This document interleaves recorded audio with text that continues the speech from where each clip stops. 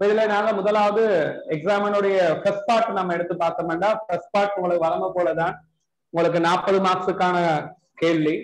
இப்ப 40 மார்க்ஸ் அப்படின்னு சொல்லும் போது உங்களுக்கு இதுல பயோ, பிசிக்ஸ், கெமிஸ்ட்ரி என்று பிரிவுகள் எதுவுமே இருக்க போறதில்லை. நேரடியான கேள்விகள் ஒரு சிலதுல கூட வரும், ஒரு சிலதுல குறைவாகவும் வரும். அப்ப எம்சிக்யூ பொறுத்த வரைக்கும் எங்களை பிள்ளைகள்கிட்ட வரக்கூடிய மிகப்பெரிய பிரச்சனை என்னன்னு கேட்டா, புல்லடித்தாள் டிக் பண்றது முதல் பிரச்சனை. ஏன்னா இப்ப புல்லடித்தாள்ல இப்ப 40 எம்சிக்யூவையும் ஃபுல்லா செய்துட்டு கடைசியில போயிட்டு புல்லடித்தாள்ல டிக் பண்ண போகும்போதுதான் நிறைய பிரச்சனைகளை சந்திக்கிறாங்க. கேள்வி இலக்கங்களை மாறி மாறி டிக் பண்றது. சோ அப்படி இந்த கேள்வி இலக்கங்களை மாறி மாறி டிக் பண்ண போனீங்கன்னா பிறகு நாங்க செய்த அவ்வளவுமே பிரச்சனைக்குரியதா போகும். ஏன்னா அப்ப அந்த மாதிரியான பிரச்சனைகளை தவிர்த்து கொள்றதுக்கும், அடுத்தது எங்களுடைய இந்த முறை வரப்போற பேப்பர் என்ன மாதிரியான ஒழுங்குமுறையில கேட்கலாம், முதலாவது கேள்வியில இருந்து 40வது கேள்வி வரைக்கும் என்ன மாதிரியான ஒழுங்குமுறையில கேட்கலாம் அப்படிங்கிறதையும் நாங்க இப்ப பார்ப்போம். சரி, எம்சிக்யூ அப்படின்னு சொல்லும் போது உங்களுக்கு நேரடியா 40 மார்க்ஸ் அதுல இருந்து தரப்போறாங்க. என்ன நீங்க போடுற ஒவ்வொரு சின்ன சின்ன கோடுகளுக்கும் 40 மார்க்ஸ் கிடைக்க போகுது.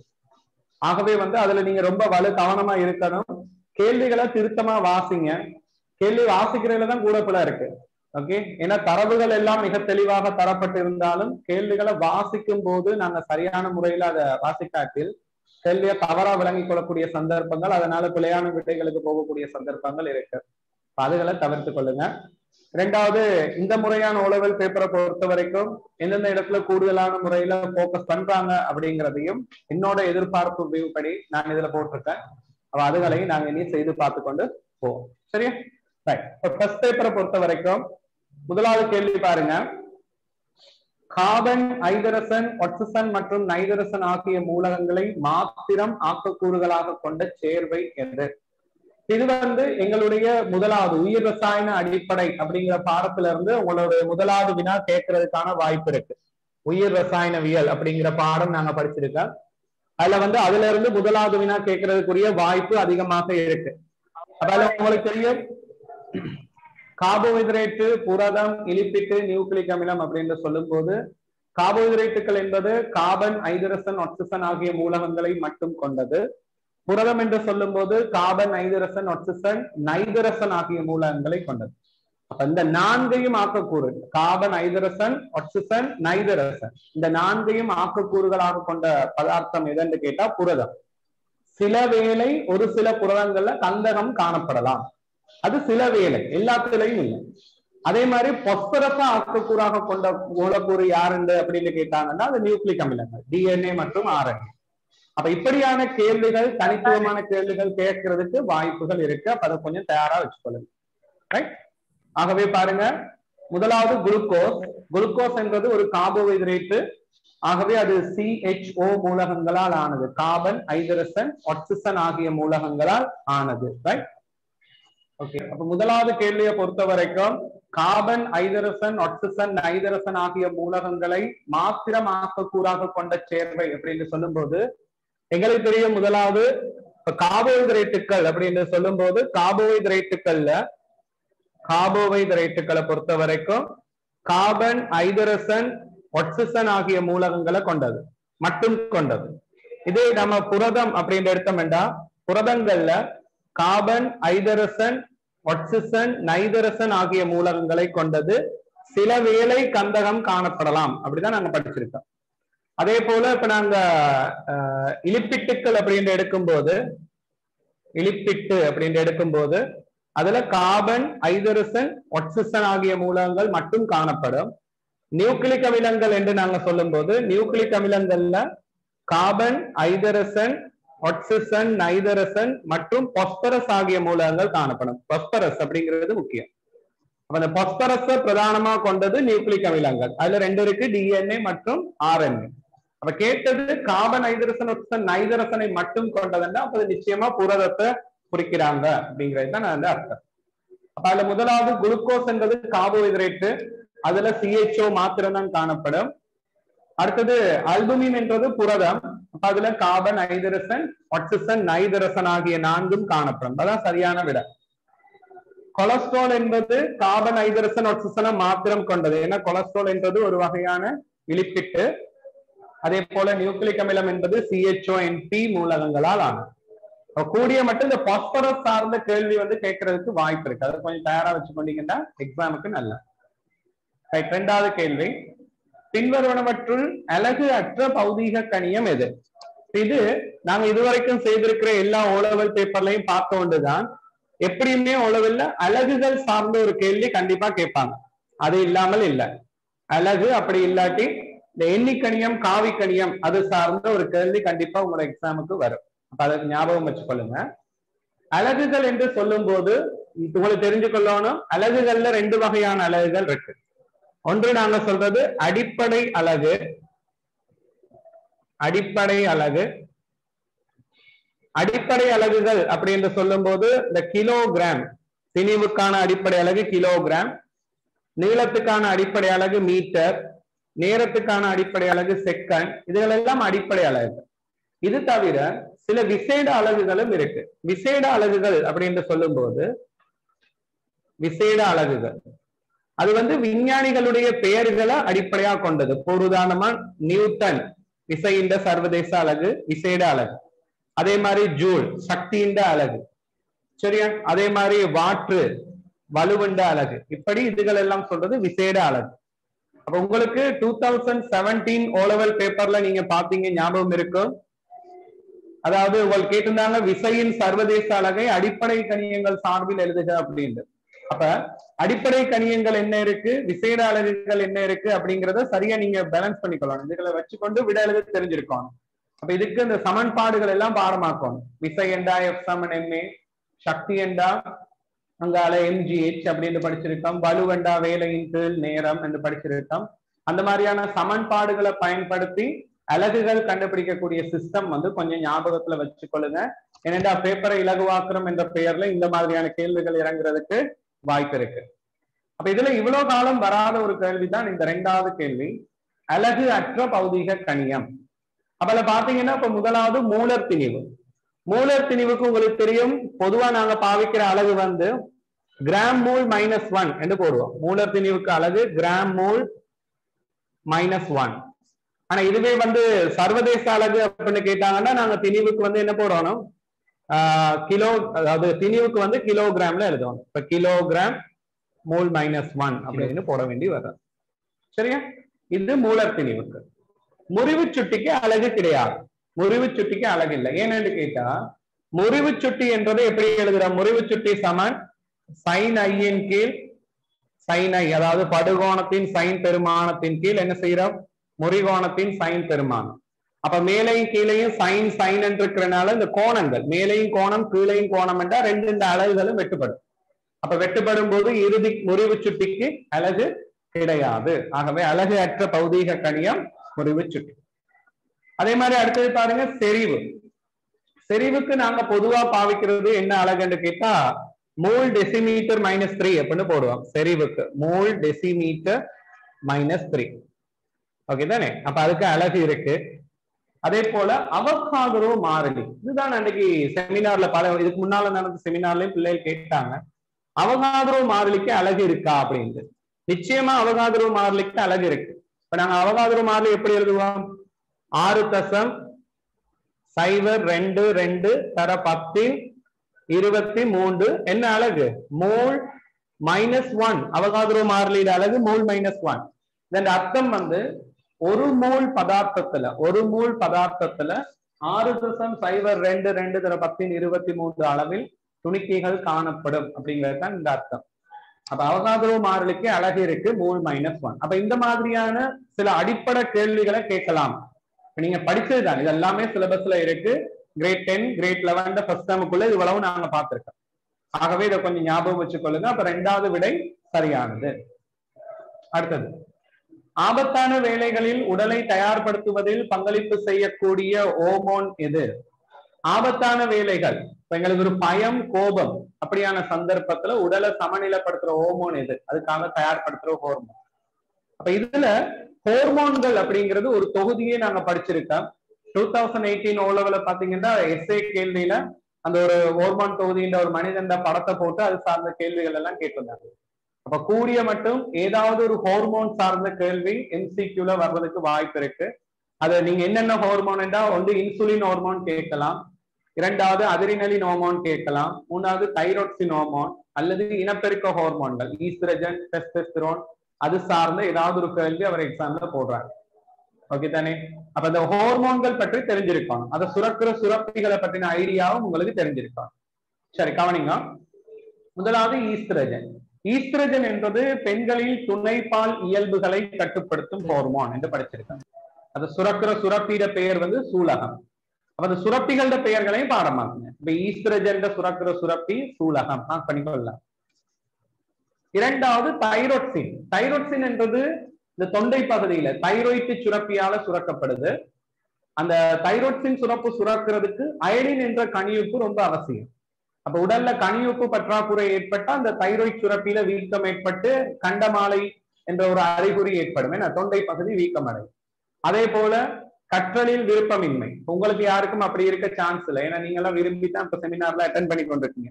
அப்ப சில பேருக்கு அப்படி கற்றல்ல விருப்பமின்மை அப்படி இருந்துச்சுன்னா அது தைராய்டின் குறைபாடாகவும் இருக்கலாம். அப்ப அது அயடின் அதோட சம்பந்தப்பட்டது. அப்ப ஆபத்தான வேலையில உடலை தயார்படுத்துது அப்படின்னா அது அதிரினலின் ஹோமோன். அதிரினலின் ஹோமோனை சுரக்கிற சுரப்பி அதிரினல் சுரப்பி. அதிரினல் சுரப்பி உடல்ல எந்த இடத்துல இருக்கு ஞாபகப்படுத்துங்கிறது முக்கியமான ஒரு இடம். இந்த முறை கேள்வியில வரலாம். என்னன்னு கேட்டா மனிதனுடைய சிறுநீரக தொகுதி. இப்ப மனிதனுடைய சிறுநீரகத்தை நாங்க எடுத்தோம்னா இந்த சிறுநீரகத்துக்கு மேல தொப்பி போட்ட மாதிரி ஒரு அமைப்பு இருக்கும். இந்த தொப்பி போட்ட மாதிரி இருக்கிற அமைப்பை தான் நாங்கள் வந்து அதிரினல் சுரப்பி அப்படின்னு சொல்றோம். அப்ப அதிரினல் சுரப்பியிட அமைவிடம் என்ன அப்படின்ட்டு கூட உங்களுக்கு ஒரு கேள்வி வரலாம். அப்ப அந்த அமைவிடம் வந்து சிறுநீரகத்தின் மேற்பகுதியில் தொப்பி போன்று அமைந்திருக்கும். சரியா? இதால சுரக்கப்படுற அந்த ஹார்மோன் தான் பிள்ளைகள் அதிரினலின் ஹார்மோன். அதிரினலின் ஹார்மோன் வந்து ஆபத்தான வேலையில அதற்கேற்றபடி உடலை தயார் செய்யும். அதிரினலின் ஹார்மோன் செய்யற அதே தொழில பரிவு நரம்பும் செய்யும். அப்ப பரிவு நரம்பினால் மேற்கொள்ளப்படுவது நரம்பு இயல்பாக்கம். அதிரினலின் ஹார்மோனால மேற்கொள்ளப்படுவது ரசாயன இயல்பாக்கம். அப்ப இந்த ரொம்ப நுணுக்கமா போய் இதுல மெனக்கிறாங்க. இந்த முறை பேப்பர் வந்து எப்படியுமே இலகுவான பேப்பரா இருக்கும். ஆகவே பேசிக் ஐடியா இந்த ஹார்மோன்கள் அதுகளோட தொழில்கள் இவ்வளவு தெரிஞ்சு கொண்டு போனீங்கன்னா போதுமானது. சரி, அடுத்ததுக்கு வருவோம்.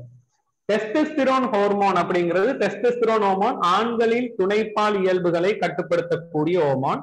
அதே போல விந்துக்கலங்களின் உற்பத்திக்கு ரொம்பவும் அவசியமான ஒரு ஹார்மோன். இப்ப எஸ்ஏ பகுதியில கேள்விகள் வரும்போது இந்த முறை என்னோட எதிர்பார்ப்புல மனித இனப்பெருக்கமும் இருக்கு. அப்ப அதனால இந்த டெஸ்டோஸ்டிரோன் கேள்வி அதுக்குள்ள வந்து போறதுக்கான வாய்ப்புகள் இருக்கு. ஞாபகம் வச்சுக்கொள்ளுங்க.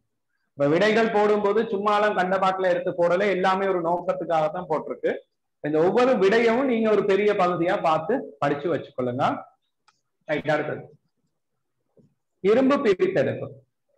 இரும்பு பிரித்தெடுப்பு இந்த முறை ஸ்ட்ரக்சர்ல ஒரு 4 மார்க்ஸுக்கு அல்லது எஸ்ஏல ஒரு 4 மார்க்ஸுக்கு போடுறதுக்கான சான்ஸ் இருக்கு. ஏன்னா இரும்பு பிரித்தெடுப்பு என்றது நீங்க படிச்ச அதே நேரம் அது நாங்க லைவா போய் பார்த்தது இல்லை. ஆனா தியரி இருக்கேன்னு இப்ப லாஸ்டா வந்திருக்கிற எல்லா O level பேப்பர்லையும் பாத்தீங்கன்னா இரும்பு பிரித்தெடுப்புல சும்மா 1 மார்க்ஸுக்கு ஒரு கேள்வி தூக்கி போட்டு கொண்டு வந்தார். இந்த முறை உங்களுக்கு அந்த இந்த ப்ராப்ளத்தால சில கிரேட் 10ல இருந்து அதிகமான பகுதிகள் கொடுக்க வேண்டிய தேவை இருக்கு என்றதுனால சில நேரம் இந்த இரும்பு பிரித்தெடுப்பு இது சார்ந்த கேள்விகள்ல கூடிய வாய்ப்புகள் இருக்கு. கூடிய அளவு முக்கியத்துவம் கொடுக்கறதுக்கு சான்ஸ் இருக்கு. அப்ப அதை பார்த்து வைங்க. இரும்பு பிரித்தெடுப்பு என்று சொல்லும் போது அதுல நாங்க பாவிக்கிற மூலப்பொருட்கள் எப்படி இருக்குமெண்டா முதலாவது Fe2O3,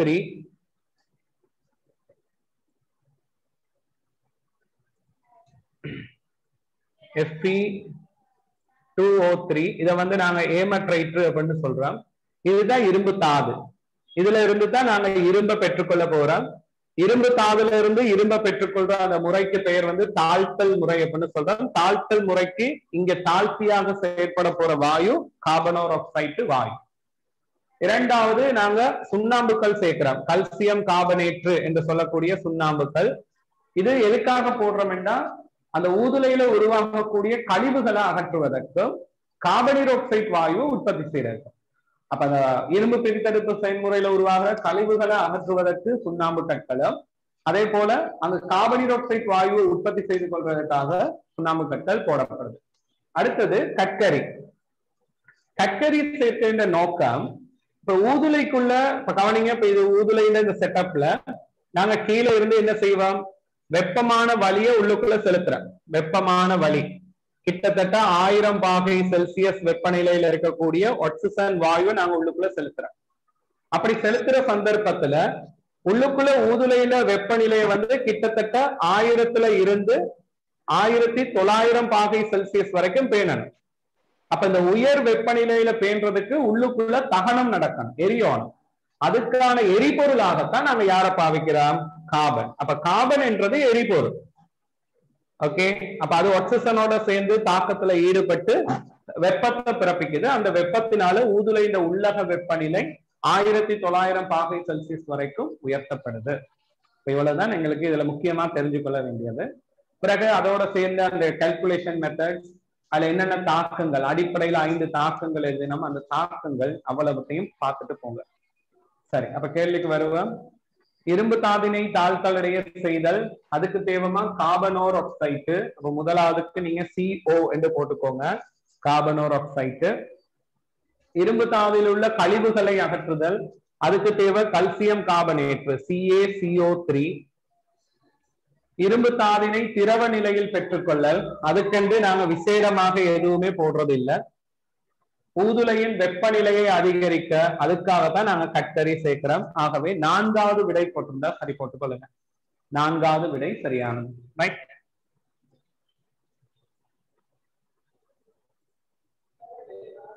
ரைட். 5வது, படத்தில் காட்டப்பட்டுள்ள புன்னங்கத்தினால் நிறைவேற்றப்படும் தொழில் என்ன?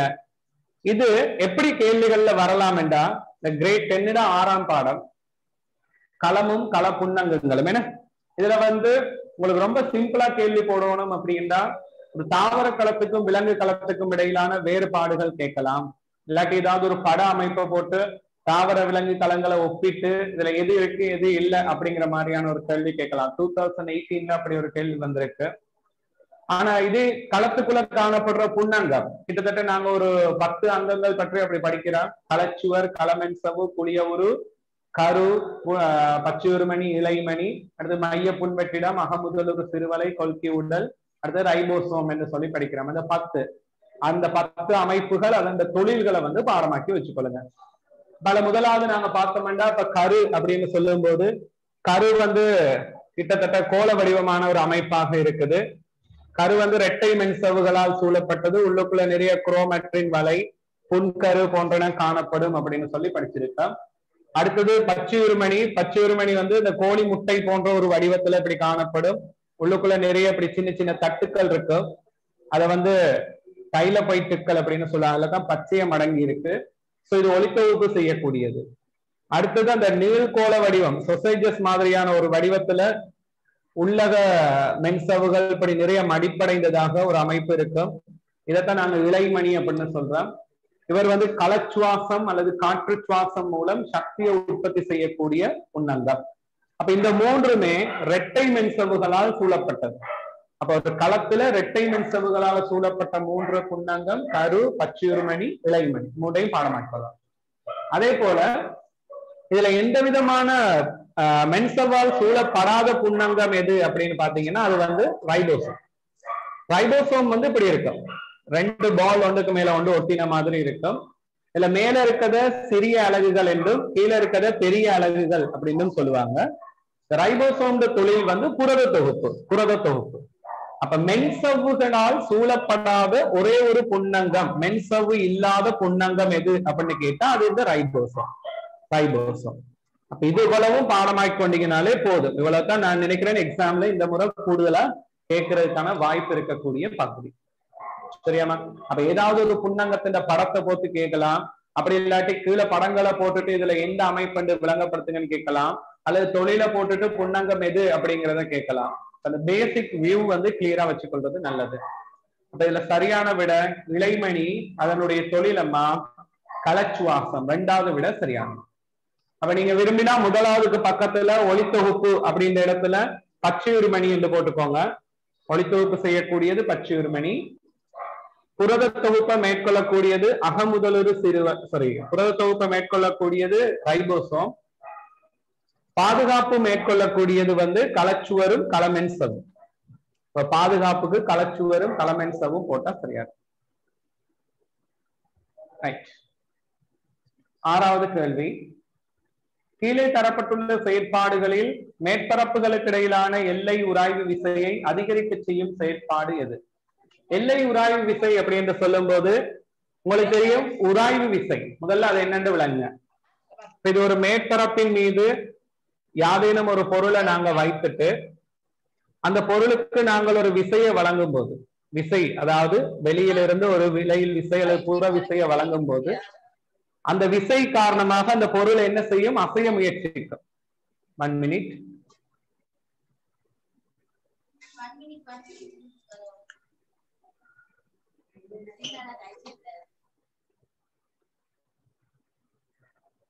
மைக் ஆன் பண்ணி வச்சிருக்காங்க.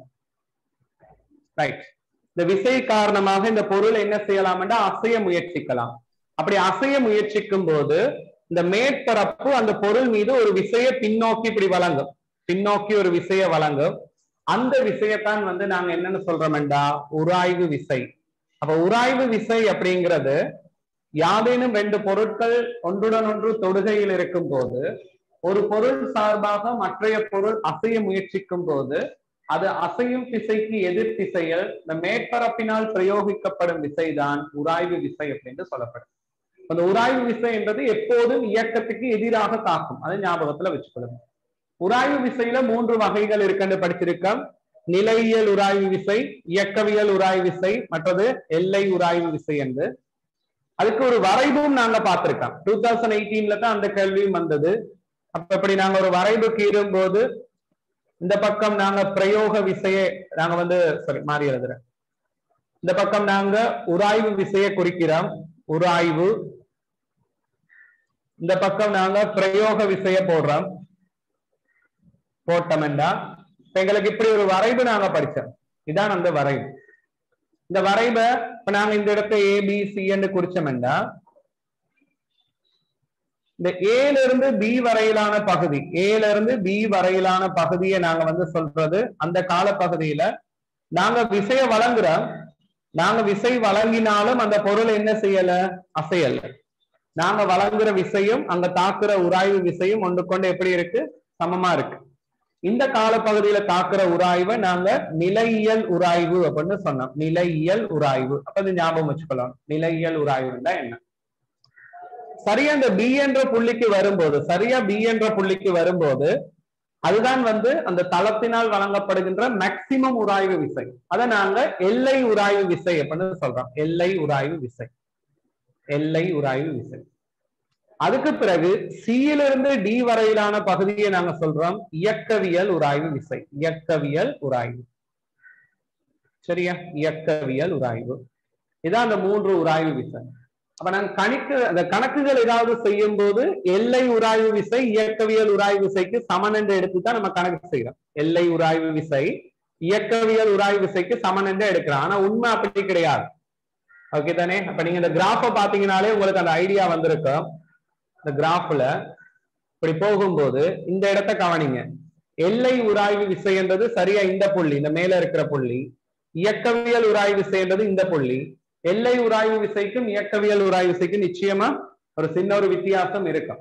ஆனா கணக்கு செய்யும் போது அந்த ரெண்டையும் நாங்க ஒன்றன் எடுத்துதான் செய்யறோம். இந்த உராய்வு விசை 2 காரணிகள்ல தங்கி இருக்கு. இப்ப ஒரு மேற்பரப்புக்கு மேல ஒரு பொருள் வச்சிருக்கோம்டா அங்க தாக்குற அந்த உராய்வு விசை 2 காரணிகள்ல தங்கி இருக்கு. முதலாவது அந்த பொருள் மீது அந்த மேற்பரப்பால் வழங்கப்பட்ட செவ்வன் மறுத்தாக்கம், அதை நாங்க ஆர் என்று சொல்றோம். அந்த செவ்வன் மறுத்தாக்கம். இரண்டாவது அந்த மேற்பரப்புட தன்மை. இப்ப மேற்பரப்பு வந்து ரொம்பவும் கரடுமுரடான மேற்பரப்பா இருந்தா உராய்வு அதிகரிக்கும். மேற்பரப்பு ரொம்பவும் வலுவழுப்பான ஒப்பமான மேற்பரப்பா இருந்தா உராய்வு குறையும். அது ஒப்பமான மேற்பரப்புல உராய்வு 0 என்று சொல்றோம். இரண்டாவது செவ்வன் மறுத்தாக்கம். செவ்வன் மறுத்தாக்கம் அதிகரிக்கும் போது உராய்வு விசை அதிகரிக்கும். செவ்வன் மறுத்தாக்கம் குறையும் போது உராய்வு விசை குறையும். உராய்வு விசை மேற்பரப்பு அளவில் தங்காது. இதுதான் நாங்க படிச்ச தியரி. அப்ப இந்த செல்வாக்கு செலுத்துற காரணிகள் சார்பாக உங்களுக்கு ஒரு கேள்வி வந்து கேட்கறதுக்கான வாய்ப்பு இருக்கு. இவ்வளவு தெரிஞ்சு கொண்டீங்கன்னா போதும். உராய்வு விசையை குறைக்கிறதுக்கு மேற்பரப்புகளுக்கு இடையில அந்த எண்ணெய் இடுறது, குண்டு போதிகை போடுறது, உருளி போதிகை போடுற போன்ற செயற்பாடுகளை செய்யலாம். உராய்வு விசையை கூட்டுறதுக்கு நாங்க மேற்பரப்பை கரடுமுரடாக்கும். அதுக்காக தவாலிப்புக்கள் இடுறது அப்படின்னு சொல்லி படிச்சிருக்கோம். அப்ப அதை கவனிங்க பார்ப்போம். கீழே தரப்பட்டுள்ள செயற்பாடுகளில் மேற்பரப்புகளுக்கு இடையிலான எல்லை உராய்வு விசையை அதிகரிக்க செய்யும் செயற்பாடு எது அப்படின்னு கேட்டா, மேற்பரப்புகளுக்கு இடையில் உராய்வு எண்ணெய் இடுதல், மேற்பரப்புகளுக்கு இடையில் குண்டு போதிகை இடுதல், மேற்பரப்புகளுக்கு இடையில் தவாலிப்புகளை இடுதல். ஆகவே மூன்றாவது விடை பொருத்தமானது. சரியா? அப்ப மேற்பரப்புகளுக்கு இடையில் தவாலிப்புகளை இடுதல் சரியான விடையாக இருக்கும். அதற்கா பார்த்துக் கொள்ளுங்க. காரியம் இடுதல் என்று சொல்லும்போது காரியம் வந்து ஒரு சிறந்த உராய்வு நீக்கி. ஏன்னா காரியத்துல இந்த படைகள் ஒன்றன் மீது ஒன்று வழுக்கம். இப்ப காரியம் மசகிடும் பதார்த்தமாக பயன்படும் என்று படிச்சுக்கோங்க. அதை நோட் பண்ணி வச்சுக்கோங்க. ரைட்.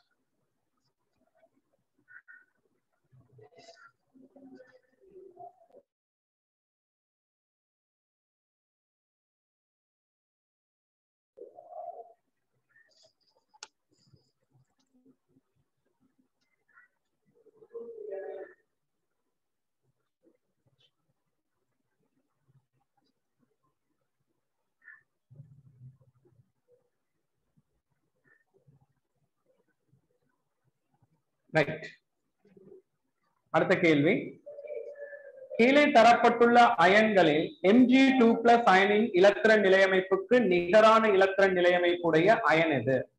அப்ப அயன்களுடைய இலத்திரன் நிலையமைப்பு அப்படின்னு சொல்லி பார்க்கும்போது முதல்ல பாருங்க மெக்னீசியம். மெக்னீசியத்துக்கு அணுவெண் 12. அணுவெண் 12 இலத்திரன் நிலையமைப்பு 2, 8, 2 வரும். அதை முதல்ல பார்க்கணும். ஆனா இங்க தந்திருக்கிறார் என்ன? மெக்னீசியம் 2+. அப்ப 2+ என்றா என்ன அர்த்தம்? இந்த மக்னீசியம் 2 இலத்திரனை இழந்துருச்சு. அப்ப இழந்தா இப்ப மெக்னீசியம் 2+ இலத்திரன் நிலையமைப்பு எப்படி வரும்? 2, 8. அப்ப இந்த மாதிரி நீங்க எல்லாத்துக்கும் எழுதி பார்க்கணும். எழுதி பார்க்கும்போது இப்ப நம்ம குளோரினுக்கு எழுதுவோம். குளோரின் அணுவெண் 17, மேல -2 இருக்கனால ஒரு இலத்திரனை வாங்கி இருக்கு. ஆகவே இலத்திரன் நிலையமைப்பு 2, 8, 8 வரும். 2, 8, 8. அதே போல ஆக்சிஜன் அணுவெண் 8, மேல 2- இருக்கிறனால அது 2 இலத்திரனை வாங்குது. ஆகவே இலத்திரன் நிலையமைப்பு 2, 8 வரும். பொட்டாசியத்தை பொறுத்த வரைக்கும் அணுவெண் 19, அதுல +2 இருக்கிறனால அது ஒரு இலத்திரனை இழக்குது. ஆகவே இலத்திரன் நிலையமைப்பு 2, 8, 8 வரும். அதே மாதிரி கல்சியத்தை பொறுத்த வரைக்கும் அணுவெண் 20, அது 2, 2+2 மேல போட்டிருக்கிறாங்க. அப்ப அதன் அர்த்தம் 2 இலத்திரனை இழக்குது. ஆகவே 2, 8, 8 இலத்திரன் நிலையமைப்பு வரும். மொத்தமா 20, 20ல 2 போனா 18, 18 எப்படி பிரியுதுன்னா 2, 8, 8 தெரியும். அப்ப இப்படி எல்லா அயன்களுக்கும் இலத்திரன் நிலையமைப்பை எழுதுங்க. இப்ப கண்டுபிடிங்க, மெக்னீசியத்தின் இலத்திரன் நிலையமைப்புக்கு சமமான இலத்திரன் நிலையமைப்பு உள்ள அந்த அயன் யாருன்னா ஆக்சிஜன். இப்படி ஒரு பேசிக் கேள்வி லாஸ்டா வந்த 2 வருஷத்துலயும் வந்திருக்கு. இந்த வருஷமும் வரும். தயாரா போங்க. சரியா? ரைட். அடுத்தது 8வது கேள்வி. சைபன் முறையினை பயன்படுத்தி நீரை வெளியேற்றும் அமைப்பு படத்தில் காட்டப்படுகின்றது. இதனில் A, B ஆகிய புள்ளிகளுக்கு இடையில் இருக்கும் அமுக்க வேறுபாட்டை சரியாக வகை குறிக்கும் கோவை எது? இப்ப நீர்நிலையியல் அமுக்கம் அப்படிங்கிற பாடம் இந்த முறை ஒரு பெரிய கேள்வியா வர்றதுக்கு வாய்ப்பு இருக்கு. இப்ப நடந்த மேல் மாகாண பேப்பர்ல பாத்தீங்கன்னா ஆர்க்கிமிடிஸ் அந்த யுரேகா கிண்ண பரிசோதனை வந்திருக்கு. அந்த மாதிரி ஒரு கேள்வி உங்களுடைய இந்த முறை ஃபைனல் பேப்பர்லையும் வரும். அப்ப சைபன் முறை அப்படின்னா என்ன, அதை நாங்க முதல்ல பார்ப்போம். இப்ப ஒரு பெரிய ஒரு சரி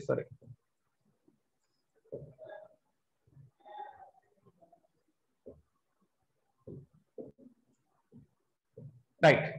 பெரிய ஒரு உயரமான நீர் தொட்டியில நீர் வைக்கப்பட்டிருக்கு. அதை நாங்க கீழே பள்ளமான இடத்துல இருக்கக்கூடிய ஒரு தொட்டியை நோக்கி கொண்டு போக போறோம்.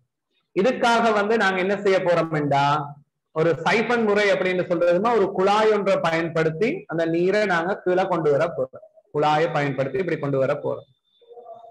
ஓகே, இப்படிதான் இருக்கு. சரி, கீழே இருக்கிற பாத்திரம் அது எங்களுக்கு தேவையில்லை, அதை விட்டுருவோம். இப்ப பாருங்க, நான் நிறுவல் செய்யறத நல்ல வடிவா பாருங்க. இந்த குழாய் முழுவதும் என்னத்தாலனா நீரால நிரப்பப்பட்டிருக்கு. குழாய் முழுவதும் நீரினால நிரப்பப்பட்டு இருக்கு. ரைட். பாத்திரத்திலையும் ஃபுல்லா என்ன இருக்குண்டா நீர் இருக்கு. ரைட். இப்ப எங்களுக்கு இந்த புள்ளி தந்திருக்கிறாங்க, ஏ என்று மார்க் பண்ணிருக்கிறாங்க. இந்த இடத்தை ஏ என்று மார்க் பண்ணிருக்கிறாங்க. அதே போல இந்த இடத்துல பி என்று மார்க் பண்ணிருக்கிறாங்க. சரி, முதல்ல நான் கேட்கிறேன், ஏ புள்ளியில இருக்கிற அமுக்கம் என்னவாக இருக்கும்? ஏ புள்ளியில இருக்கிற அமுக்கம் என்பது இந்த நீர் நிரலால் ஏற்படுத்தப்பட்ட அமுக்கம், இந்த நீரால் ஏற்படுத்தப்பட்ட அமுக்கமாக இருக்கும். என்ன இதுக்குள்ள இருக்கிற அந்த நீர் தனமா இதுல வந்து அமுக்கத்தை உருவாக்க போகுது. அப்ப அந்த நீர் நிரலால் ஏற்படுத்தப்பட்ட அமுக்கம் சக மேல இருந்து ஒரு ஆள் தாக்கி கொண்டிருக்கிறார் வளிமண்டலம், அதை வந்து பை என்று போடுறோம். அப்ப அந்த ஏ புள்ளியில இருக்கிற அமுக்கம் என்பது நீர் நிரலால் ஏற்படுத்தப்பட்ட அமுக்கம் சக வளிமண்டல அமுக்கம். அப்ப அந்த இடத்துல இருக்கிற நீரோட உயரத்தை நாங்க H2 என்று மார்க் பண்ணி இருக்கிறாங்க. அந்த தூரத்தை நல்லா வடிவா கவனிங்க. இந்த நீரிட இடைவெளிய வந்து H2 அப்படின்னு மார்க் பண்ணி இருக்கிறாங்க. சரியா? அப்ப அது ஒருக்கா பார்த்துக்கொள்ளுங்க. சரி, இப்ப நாங்க நிறுவல் செய்வோம். அப்ப ஏ புள்ளியில இருக்க அமுக்கம் என்பது H2 rho G என நீரினால் ஏற்படுத்தப்பட்ட அமுக்கம் சக வளிமண்டல அமுக்கம் பை. பி புள்ளியில தாக்குறது என்ன அமுக்கம்? பி புள்ளியில பார்த்து கொண்டீங்கன்னா கீழே இருந்து வளிமண்டலம் மேல தள்ள அந்த நீரை வரவிடாம. அப்ப பி புள்ளியில தொழிற்பட்டு கொண்டிருக்கிற அமுக்கம் வந்து என்னவாக இருக்குதுன்னா வளிமண்டல அமுக்கத்துக்கு சமனாக இருக்கு. சரியா? ரைட். ஆகவே இப்ப கேட்ட கேள்வி ஏக்கும் பிக்கும் என்ன அமுக்க வித்தியாசம்? இப்ப உங்களுக்கு பார்த்த உடனே தெரியுதுமா, ஏ புள்ளியில அமுக்கம் கூடவா இருக்கு, H2 rho G வந்து அங்க கூடவா இருக்கு. பி புள்ளியில அமுக்கம் குறைவு. இதனால அமுக்கம் கூடின ஏ புள்ளியில இருந்து அமுக்கம் குறைஞ்ச பி புள்ளியை நோக்கி தண்ணீர் பாய ஆரம்பிக்கும். இதுதான் சைஃபன் முறை. இதுதான் அந்த நீரை வெளியேற்றுகிற சைஃபன் முறை. சரிதானே? ஓகே. ஆகவே நீங்க எழுதியிருக்கணும். அப்ப PA மைனஸ் PB என்றது என்னவா இருக்கு? H2 rho G சக பை, அதே மாதிரி சயப்பை. சகப்பை சயப்பை வெட்டுப்பட்டு போனா இறுதி விட எங்களுக்கு வரப்போது H2 rho G என்று வந்திருக்கும். ஆகவே சரியான விட A, B ஆகிய புள்ளிகளுக்கு இடையில் இருக்கும் அமுக்க வேறுபாடு H2 rho G. முதலாவது விடை சரியானது.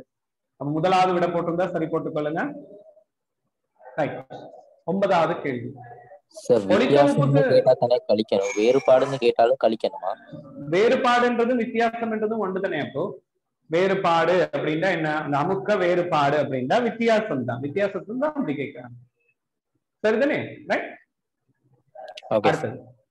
ஒளித்தொகுப்புக்கு அவசியமான எந்த காரணியை பாடசாலை ஆய்வு கூடத்தில் கட்டுப்பாட்டு சோதனையின் மூலம் உறுதிப்படுத்த முடியாது? நாங்க படிச்சிருக்கோம் நேரடியா நீர். என்ன ஏனென்றா ஒளித்தொகுப்புக்கு அவசியமான காரணிகள் 4: கார்பனீராக்சைடு, நீர், சூரிய ஒளி, பச்சையம். பச்சையம் என்பது அகக்காரணி, தாவரத்துக்கு உள்ளுக்குள்ள இருக்கிற காரணி. கார்பனீராக்சைடு, சூரிய ஒளி, நீர் என்பன புறக்காரணிகள் என்று சொல்லுவோம். அப்ப நீருக்கு நாங்க கட்டுப்பாட்டு சோதனை செய்ய முடியாது. ஏனென்றா நீர் வழங்காமல் 48 மணித்தியாலம் ஒரு தாவரத்தை இருள வச்சோம்டா நிச்சயமா அந்த தாவரம் வந்து இறந்து போயிடும். அப்ப அதுக்கு சரியான விடை வந்து நீர் 4வது. சரி, 10வது கேள்வி பாருங்க. இந்த 10வது கேள்வி வந்து உங்களுடைய ஓலவலை பொறுத்த வரைக்கும் ரொம்ப முக்கியமான ஒரு பகுதியாக இருக்கு. சரியா? ஒவ்வொரு வருஷமும் கேள்வி வந்து கொண்டே இருக்கு. அது என்னன்றதை பார்ப்போம். ஆவர்த்தன அட்டவணையில உங்களுக்கு தெரியும் 3ஆம் ஆவர்த்தன மூலகங்கள் sodium, magnesium, aluminium, silicon, phosphorus, கந்தகம், குளோரின், ஆர்கன். இதான் 3ஆம் ஆவர்த்தன மூலகங்கள். இந்த 3ஆம் ஆவர்த்தன மூலகங்கள்ல ஆக்சைட்டுகள். இப்ப சோடியம் என்றா Na2O, மக்னீசியம் என்றா MgO, அலுமினியம் என்றா Al2O3. இதை பாடமாக்கணுமா? சிலிக்கன் என்றா SiO2, பாஸ்பரஸ் என்றா P2O5, கந்தகம் என்றா SO3, குளோரின் என்றா Cl2O7. இது நாம எங்க படிச்சிருக்கோம்? இது 3ஆம் பாடத்துல, அதாவது கிரேட் 10ல 3ஆம் பாடம். இதுல முக்கியமான பகுதி என்னன்னு கேட்டா, இந்த சோடியம் ஆக்சைடு அப்படிங்கிறது அது ஒரு வன்மூலம். சோடியம் ஆக்சைடு என்றது வன்மையான மூலம். pH தால நம்ம போட்டு பார்த்தா கிட்டத்தட்ட 12-13 இருக்கு. மக்னீசியம் ஆக்சைடு அப்படிங்கிறது மென்மூலம், மென்மையான மூலம், மென்மூலம். அலுமினியம் ஆக்சைடு அப்படின்றது ஈரியல்பு. அதுக்கு அமில இயல்பு, கார இயல்பு ரெண்டுமே இருக்கு, ஈரியல்பு. சிலிக்கனீர் ஆக்சைடும் P2O5 மென்மையான அமிலங்கள், மென்மையான அமிலம். SO3யும் Cl2O7 வன்மையான அமிலங்கள் என்று சொல்லி நாங்க படிக்கிறோம். அப்ப 3ஆம் ஆவர்த்தன மூலகங்களினது, ஆக்சைட்டுகளினது அமில மூல வலிமை கண்டிப்பா நீங்க பாடமாக்கணும். இதுல ஒரு கேள்வி ஒவ்வொரு வருஷமும் இருக்கு. சரி, இது பல தடவை நாங்களும் பேப்பர் கிளாஸ்ல பார்த்திருக்கோம். ஆகவே சரியான விட உயர் அமிலத்தன்மையுடைய ஆக்சைடு எதுவாக இருக்கலாம் அப்படின்னா Cl2O7. எத்தனையாவது? மூன்றாவது விட. முதலாவதுக்கு பக்கத்துல எழுதி கொள்ளுங்க. முதலாவதுக்கு பக்கத்துல அது வன்மையான மூலம், இரண்டாவதுக்கு பக்கத்துல அது ஒரு ஈரியல்பு ஆக்சைடு. ஈரியல்புன்னா அமில மூல ரெண்டு இயல்பையும் காட்டக்கூடியது. நான்காவது SO2 அப்படிங்கிறது மென்மையான அமிலம். SO3 தான் வன்மையான அமிலம், SO2 வந்து மென்மையான அமிலம். ரெண்டையும் கவனமா வச்சுக்கொள்ளணும்னா SO2 SO3 என்று ரெண்டு பேர் இருக்கணும். SO2 என்றது மென்னமிலம், SO3 என்றது வன் அமிலம். அப்ப இது ரெண்டையும் வந்து கொஞ்சம் எழுதி பாடமாக்கிட்டீங்கன்னா நல்லமா. ரைட். ஆனா இது ரெண்டுமே வந்து அமிலமலை பெய்யறதுக்கு பங்களிப்பு செய்து அப்படின்னு சொல்லி படிச்சிருக்கேன். சிலிக்கன் SI தானே? SI இது வந்து கந்தகம் அப்பு. சரியா? கந்தகத்தின் ஆக்சைடு, கந்தகம் ஈரோக்சைடு, கந்தகம் மூ ஆக்சைடு அப்படின்னு சொல்லுவோம். ரைட். குடிவரவு, குடியகழ்வு, பிறப்பு, இறப்பு மேலே தரப்பட்டுள்ள சொற்பதங்களில் இயற்கையினது குடித்தொகை அடர்த்தியில் அதிகரிப்பதில் செல்வாக்கு செலுத்தும் காரணி அல்லது காரணிகள். முதலாவது விடயத்துக்கு வருவோம். குடித்தொகை என்றா என்ன? இப்ப பாத்துக்கொண்டீங்கன்னா ஓகே, குடித்தொகை என்றது நான் இந்த வரை விளக்கணம் எழுதுற முறை சொல்லி தந்திருக்கேன். 15ஆம் பாடம் இதுக்கு ஓலவெல்ல 3 அல்லது 2 மார்க்ஸ் கொடுப்பாங்க. குடித்தொகை என்பது குறித்த பிரதேசத்தில், முதல்ல நாம அதை எழுதணும். குறித்த பிரதேசத்தில், குறித்த பிரதேசம் அது போடணும். அடுத்தது குறித்த காலப்பகுதியில், அப்ப காலம் நீங்க சொல்லணும். குறித்த காலம், ஏதாவது ஒரு காலம் சொல்லணும். ஒன்றுடன் ஒன்று இடைத்தாக்கம் புரிந்து வாழும் ஒரு இனத்தை சேர்ந்த, அப்ப ஏதாவது ஒரு இனத்திட பேர் கதைக்கணும். அங்கி கூட்டம், அப்ப கூட்டம் என்றா ஒரு எண்ணிக்கை கதைக்கணும். இந்த 4 விடயங்களும் அடங்கக்கூடிய மாதிரி உங்களோட வரைவிலக்கணம் இருக்கணும். சரியா? சூழலில் ஒரு குறித்த ஒரு பிரதேசத்தின் குறித்த ஒரு காலப்பகுதியில் ஒன்றோடொன்று இடைத்தாக்கம் புரிந்து வாழ்கின்ற ஒரு இனத்தை சேர்ந்த அங்கிகளின் கூட்டம் குடித்தொகை என்று சொல்லப்படும். அப்ப குடித்தொகை என்றால் என்ன அப்படின்னு ஒரு கேள்வி கேட்கலாம்.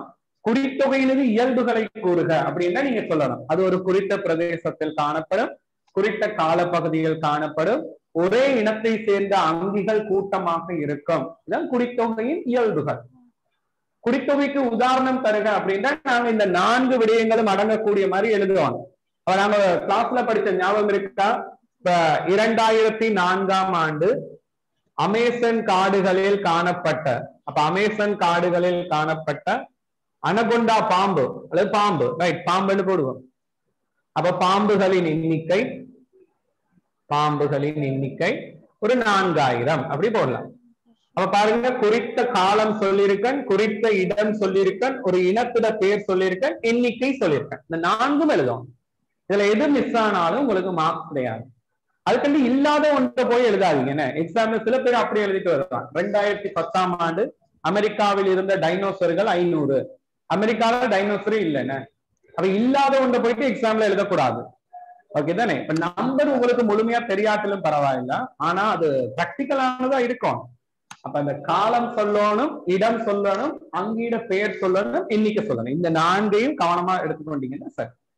அப்ப ஒரு சூழல்ல இருக்கிற குடித்தொகையின் அடர்த்தி, அந்த பாப்புலேஷன் டென்சிட்டி அப்படிங்கிறது 4 காரணியில தங்கி இருக்கு. முதலாவது பிறப்பு, அங்கிகள் பிறக்க எண்ணிக்கை கூடும். 2வது இறப்பு, அங்கிகள் இறக்கும் போது எண்ணிக்கை குறையும். 3வது குடி வரவு, வெளியில இருந்து ஏதாவது புதுசா வரும். வெளியில இருந்து ஏதாவது புதுசா வரும்போது எண்ணிக்கை கூடும். அடுத்தது குடி அகழ்வு, அங்க இருக்கிற இடத்தை விட்டு அங்கிகள் வெளியில போனா எண்ணிக்கை குறையும். அப்ப அதான் கேள்வியில கேட்டிருக்கிறாங்க, குடித்தொகை அடர்த்தி அதிகரிப்பதில் செல்வாக்கு செலுத்துவது எது அப்படின்னா குடி வரவு மற்றும் பிறப்பு. ஏயும் சியும் சரியானது, 3வது விடை. அப்ப இந்த 15ஆம் பாடத்துல இந்த பகுதிகளை கொஞ்சம் முக்கியமா பார்த்து வச்சுக்கொண்டீங்கன்னா எக்ஸாமுக்கு ரொம்ப உதவியா இருக்கும். ரைட். அடுத்தது, மனித உடலில் ஹீமோகுளோபின் எனும் புரதம் உற்பத்தி ஆகுவதற்கு அவசியமான கனியுப்பு எது? அப்ப இந்த கனியுப்புக்கள், அதே மாதிரி விட்டமின்கள், கனியுப்புக்களோட பயன்பாடுகளும் விட்டமின்களோட பயன்பாடுகளும் எக்ஸாமுக்கு தெரிஞ்சிருக்கும். 11வது கேள்விக்கு அப்போ 3வது விட எக்ஸாமுக்கு இது தெரிஞ்சிருக்கணும். அதுல பாருங்கம்மா, முதலாவது சோடியம் என்று தராங்க. இது கூடுதலா கேட்டால் அவர் இந்த பகுதியில இருந்தா கேள்விகளை போடுவார். அப்ப சோடியம் என்றது எங்களுடைய நரம்பு தொகுதியை நன்னிலையில பேன்றதுக்கு தேவை. ரொம்ப ஒருத்தர் சாப்பிடாம ரொம்ப தொய்வா போய் கிடக்கிறார் அப்படின்னா அவருக்கு ஹாஸ்பிட்டல்ல கொண்டு போனோம்னு சேலைன் போடுவோம். சேலைன்ன்றது என்ன? சோடியம் குளோரைடு, உப்பு கரைசல். என்ன அது போட்ட உடனே அவர் அப்படியே துள்ளி எழும்பி உட்கார்ந்து அப்படி ஒரு உடலுக்கு ஒரு புத்துணர்ச்சி வர அந்த மாதிரி தான். இப்ப சோடியம் வந்து நரம்பு செயற்பாடுகளுக்கு ரொம்ப அவசியம். இப்ப சோடியம் இல்லாட்டில் என்ன நடக்கும்? நாங்க சாப்பிடுற சாப்பாடு சமிபாடு அடையாது, எங்களுக்கு குமட்டல், வாந்தி அந்த மாதிரியான பிரச்சனைகள் வரும். உள்ளுக்குள்ள இருக்க நொதியங்கள் வேலை செய்யாது. அப்ப நீங்க சாப்பாட்டுல உப்பு போடாம சாப்பிட்டா அதுக்கு சும்மா இருக்கலாம். அதான் சொல்ற உப்பில்லா பண்டம் குப்பை. அப்ப உப்பு போடாம சாப்பிடுறது வேஸ்ட். நீங்க எல்லாம் போட்டு சாப்பிடணும். என்ன? ரெண்டாவது இரும்பு. இரும்பு என்றது ஹீமோகுளோபின் அப்படின்னு சொல்ற புரதத்தின் உற்பத்திக்கு ரொம்ப அவசியம். ஹீமோகுளோபின் புரதம் தான் எங்க உடல்ல ஆக்சிஜனை கடத்துது. அந்த ஹீமோகுளோபின் புரத உற்பத்தி பாதிக்கப்பட்டா உடல்ல வந்து ஒரு சோர்வு நிலை உருவாகும். இது தலசீமியா நோய் அப்படின்னு சொல்றோம். அப்ப விட்டமின் டி குறைபாடு ஏற்பட்டால், இரும்பு சத்து குறைபாடு ஏற்பட்டால், அல்லது பரம்பரை அழகு குறைபாடு ஏற்பட்டால் தலசீமியா நிலை, அதாவது குருதி சோகை, சோம்பேறி நோய் வந்து எங்களுக்கு உருவாகும். குருதி சோகை அப்படிங்கிற நோய் வரும். அப்ப இரும்பு சத்து குறைபாட்டால குருதி சோகை வரும் அப்படிங்கிறத மார்க் பண்ணி வச்சுக்கொள்ளுங்க. அப்ப ஹீமோகுளோபின் உருவாக்கத்துக்கு அவசியமான கனியுப்பு இரும்பு. கல்சியம் என்பது உடல்ல எலும்புகளோட வளர்ச்சிக்கு தேவை. அப்ப அதுல முக்கியமா இந்த கல்சிய பற்றாக்குறை ஏற்பட்டால் சிறிய பிள்ளைகளுக்கு வந்து எண்புருக்கி நோய் வரும். அதை எண்புருக்கி நோயை இங்கிலீஷ்ல ரிக்கெட்ஸ் அப்படின்னு சொல்லுவாங்க. அப்ப கூடிய மட்டும் இந்த இங்கிலீஷ் பேரையும் சேர்த்து பாடமாக்கும். என்ன? ரிக்கெட்ஸ். சில நேரம் அதை அப்படியே தூக்கி எக்ஸாம்ல போடுறதுக்கு வாய்ப்பு இருக்கு. ரிக்கெட்ஸ். அயடின் குறைபாட்டால வர பிரச்சனை தைரோக்சின் ஹோமோன் உற்பத்தி பாதிக்கப்படும். அயடின் குறைபாடு இருக்கு அப்படிங்கறத நம்ம எப்படி கண்டுபிடிக்கிறேன்டா, தொண்டை பகுதியில ஒரு வீக்கம் ஏற்படும், கண்டமாலை நோய். அடுத்தது வந்து கற்றலில் விருப்பமின்மை, நுண்மதி விருத்தியின்மை அப்படின்றது கொஞ்சம் படிச்சோம். அந்த மாதிரியான முக்கியமான பாயிண்ட்ஸ்களை பாடமாக்கி வைங்க. அப்ப ஏதோ ஒன்று விட்டமின்கள் கனியுப்புக்கள் சார்ந்த ஒரு பகுதி ஒரு எம்சிக்யூல போட்டாங்கன்னா எங்களுக்கு விட அளிக்க தெரிஞ்சிருக்கும். 13வது கேள்வி. பொதுவா எங்கட எல்லா பிள்ளைகளும் பிளவிடக்கூடிய ஒரு கேள்விதான் இந்த 13வது கேள்வி. நீங்க வேணா முயற்சி செய்து பாருங்க. பிளவிடாம நீங்க பதில் எழுதிட்டீங்கன்னா உண்மையிலே கெட்டிக்காராக தான். ட்ரை பண்ணி பாருங்க பாப்பா. 13வது கேள்வி.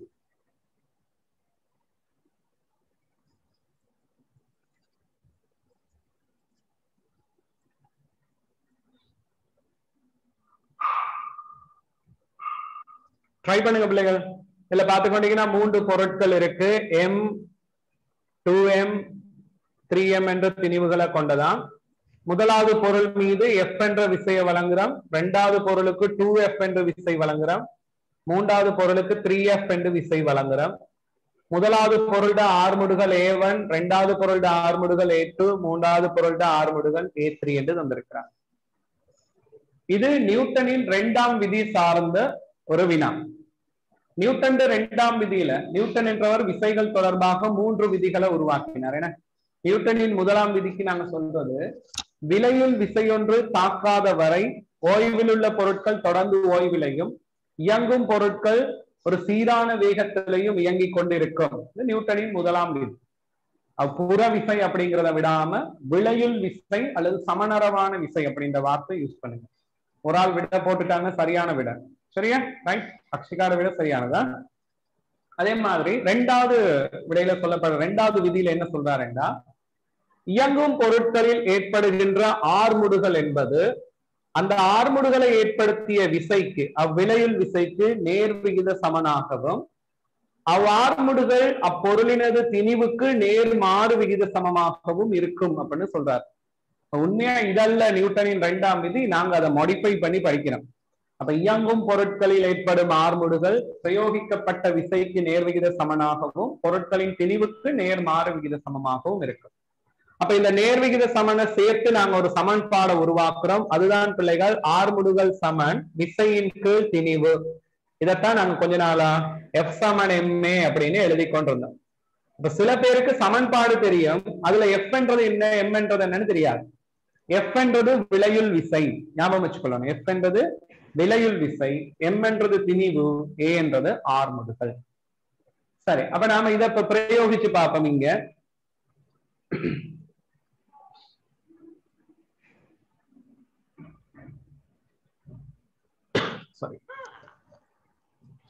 பாருங்க, முதலாவதுல ஆர்முடுகள் A1 என்றது பிரயோகிக்கப்பட்ட விசை F இன் கீழ் திணிவு M. ஆர்முடுகள் A2 என்றது பிரயோகிக்கப்பட்ட விசை F2 2F இன் கீழ் 2M. ஆர்முடுகள் 3 A3 என்றது பிரயோகிக்கப்பட்ட விசை 3F இன் கீழ் 3M. ஆகவே இங்க 2வும் 2வும் கட்டானா A2 சமன் F இன் கீழ் M என்று வருது. ஓகே, F இன் கீழ் M. அது F நான் போர்ட்ல எழுதும்போது அது R மாதிரி விழுது. F F இன் கீழ் M. அடுத்ததுல A3 என்றது இந்த 3யும் 3யும் கட்டானா என்னன்னு வரும்? F இன் கீழ் M. அப்ப இதுல இருந்து என்ன விளங்குது? இந்த மூன்று பொருட்களினது ஆர்முடுகளும் ஒரே ஆர்முடுகள் தான். இப்ப முதலாவது விடை சரியானது. அப்ப A1 சமன் A2 சமன் A3 என்று போட்டிருந்தீங்கன்னா உண்மையிலே கெட்டிக்கார பிள்ளைகள். சரியா? அப்ப சரியா நீங்க இதை கண்டுபிடிச்சிருக்கீங்க, சமன்பாட பிரதிட்டு இருக்கீங்க அப்படின்றது அர்த்தம். Very good, right. அடுத்த கேள்விக்கு போகும். ரைட், தரப்பட்ட மூன்றாம் ஆவர்த்தன மூலகங்களில் முதலாம் அயனாக்கல் சக்தி கூடிய மூலகம் எது? மூன்றாம் ஆவர்த்தன மூலகங்களுக்கு அயனாக்கல் சக்தி இந்த முறை கண்டிப்பா அயனாக்கல் சக்தி மின்னதிர்த்தன்மையில ஏதோ ஒரு வரைவு கேள்வி உங்களுக்கு ஸ்ட்ரக்சர்ல வரப்போகுது. அது ஞாபகம். மிஞ்சினா எஸ்ஐல வரலாம். அப்ப ஒரு வரைவு போட்டான கேள்விகள் கேட்கலாம், அல்லது 2016ல ஓலெவல் பேப்பர் 9வது எஸ்ஐ கேள்வியில பி பார்ட் அதுல கேட்டிருந்தாங்க அயனாக்கல் சக்தி வரைவை வரைய சொல்லி. அந்த மாதிரி வரைய சொல்லி ஒரு கேள்வி கேட்கலாம். பேப்பர் ஈஸியா இருக்கணும், அதுக்கு நீங்க ரொம்ப ஈஸியா போட்டு எல்லாரையும் 100 மார்க்ஸ் எடுக்க வைக்கலாம். அப்ப இந்த வரைவுகள் வரைகிற சிஸ்டம் கொஞ்சம் பழகி வச்சுட்டு தான் நீங்க போகணும். இப்ப வரைவு வரையும் போது கவனிங்க. இப்ப உங்களுக்கு தெரியும் மூன்றாம் ஆவர்த்தன மூலகங்கள் என்றா sodium, magnesium, aluminium, silicon, phosphorus, கந்தகம், குளோரின், ஆர்கன். இதுதான் மூன்றாம் ஆவர்த்தன மூலகங்களுக்கு அயனாக்கல் சக்தி வரைவு. அப்ப அதுல அலுமினியம், சிலிக்கன், பாஸ்பரஸ், கந்தகம். அப்ப இந்த 4 பேர்லயும் அயனாக்கல் சக்தி அதிகமா இருக்க போறது யாருக்கு? யாருக்கம்மா? பாஸ்பரஸ். அப்ப சரியான விட பாஸ்பரஸ். மூன்றாவது விட போட்டுருந்தா சரி போடுங்க. 15வது கேள்வி. பிள்ளைகள் அயனாக்கல் சக்தி வரைவை பாடமாக்கி இருக்குங்க. அயனாக்கல் சக்தி வரைவு எப்படி வரைகிறது, அதுல இருந்து ஒரு சின்ன பீஸை மட்டும் பிரித்தெடுப்பு செஞ்சு போடுவார். போட்டு கேட்பாரு, இது அலுமினியம் என்றா அது என்ன, இதுக்கு ஏன் கூட ஏன் குறைவு, அப்படியான அந்த கேள்விகள் கேட்கலாம். வகுப்புல நிறைய படிச்சிருக்கோம். அந்த கேள்விக்கு எப்படி பதில் எழுதணும் என்றதை அதை கொஞ்சம் பாடமாக்கி கொண்டு போனீங்கன்னா எக்ஸாமுக்கு வசதியா இருக்கும். சரியா? 15வது கேள்வி. 15 ரைட். பின்வருவனவற்றுள் அணுச்சாலக கட்டமைப்பு எது? சாலகம் என்றது பிள்ளைகள் திண்மம். சாலகம் அல்லது திண்மத்துல 3 வகை இருக்கு. முதலாவது நாங்க சொல்றது அணுச்சாலகம் அப்படின்னு சொல்லுவோம். அணுச்சாலகம். அணுச்சாலகம் அப்படிங்கிறதுக்கு நல்ல உதாரணம் இதுல எப்படி என்று கேட்டா பங்கீட்டு வலு பிணைப்பின் மூலமாக ஒரு திண்மம் உருவாகும். பங்கீட்டு வலு பிணைப்பு. உதாரணமாக நாங்க சொல்லலாம் வைரம். வைரத்தை இதுக்கு உதாரணம் எழுதலாம். வைரம். மற்றது காரியம். வைரமும் காரியமும் ஒரே அணுவிண்ட சாலக கட்டமைப்பு. எல்லாம் கார்பனில் கார்பன் நிறைய சேர்ந்து உருவாகிற ஒரு ராட்சச பிணைப்பு தான் அந்த வைரமும் காரியம். அப்ப அது ரெண்டையும் நீங்க எழுதி கொள்ளலாம். அணு சாலகம். ஒரு அணு ஒரு பெரிய சாலக கட்டமைப்பை உருவாக்குது. ஒரு இனத்தை சேர்ந்த ஒரே இன அணு. இரண்டாவது நாங்கள் சொல்றது அயன் சாலகம். அயன் சாலகம் அப்படிங்கிறது அயன் பிணைப்பால உருவாகும். அதுக்கு நல்ல உதாரணம் இந்த சோடியம் குளோரைட் அப்படியான அயன் சேர்வைகளை பார்த்து கொண்டீங்கன்னா நீங்க வீட்டுல பார்த்துருப்பீங்க, உப்பெல்லாம் திண்மமா இருக்குன்னு, அதுதான் சாலகம். அப்ப சோடியம் குளோரைட்டு அதை எழுதி கொள்ளலாம். அயன் சாலகம். மூன்றாவது மூலக்கூற்று சாலகம். மூலக்கூற்று சாலகம் என்றது மூலக்கூற்று சாலகம் அப்படிங்கிறது நல்ல உதாரணமா SiO2 நம்ம சொல்லலாம். SiO2 மணல். அப்ப மணல் ஒரு மூலக்கூறு. சிலிக்கன் ஈராக்சைடு மூலக்கூறு பங்கீட்டு வலு பிணைப்பால தானே. ஒரு களத்துல ஒரு கரு மட்டும்தான் காணப்படும் என்றெல்லாம் நாங்க படிச்சிருக்கோம். அப்ப அந்த கட்டமைப்பு வேறுபாடு, தொழில் ரீதியான வேறுபாடுகள் கிளியரா விளங்கி வச்சுக்கொள்ளுங்க. சரியா? இப்ப மலமளப்பான தசையை பொறுத்த வரைக்கும் கதிர் வடிவமானது தனிக்கரு கொண்டது, குறுக்கு வரிகள் இல்லை, கிளை இல்லை, இடை புகுந்த வட்டத்தட்டு இல்லை, இச்சையின்றிய முறையில் இயங்கும். உடலில் இச்சையின்றிய பாகங்கள் எல்லாத்துலயும் அதை பார்க்கலாம். வன்கூட்டு தசை என்றது உருளை வடிவமான களங்கள், குறுக்கு வரிகள் கொண்டவை, கிளைகள் இல்லாதவை, களங்கள் மிக நெருக்கமாக அடுக்கப்பட்டிருக்கும். ஒரு களத்துல அதிக கருக்கள் காணப்படும். அது பொதுமை குழிய கருக்கள் அப்படின்னு சொல்லுவாங்க. கரு எப்போதும் அக்களத்தின் சுற்றையல் பகுதி ஓரங்கள்ல தள்ளப்பட்டிருக்கும். அப்ப இப்படி கட்டமைப்பு, தொழில் ரீதியான வேறுபாடுகள் இப்படி பாடம் அப்படி ஃப்ளோவா சொல்லுவாங்க. அடுத்து இதய தசை.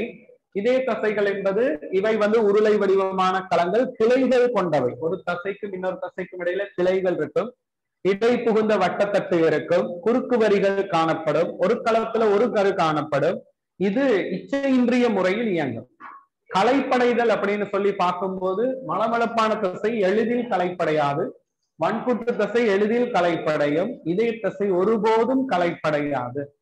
இப்படி சில நேரமா உங்களுக்கு படம் போட்டுட்டு கட்டமைப்பு வேறுபாடு என்ன, தொழில் ரீதியான வேறுபாடு என்ன அப்படின்னு உங்கள்கிட்ட எக்ஸாம்ல கேட்கலாம்.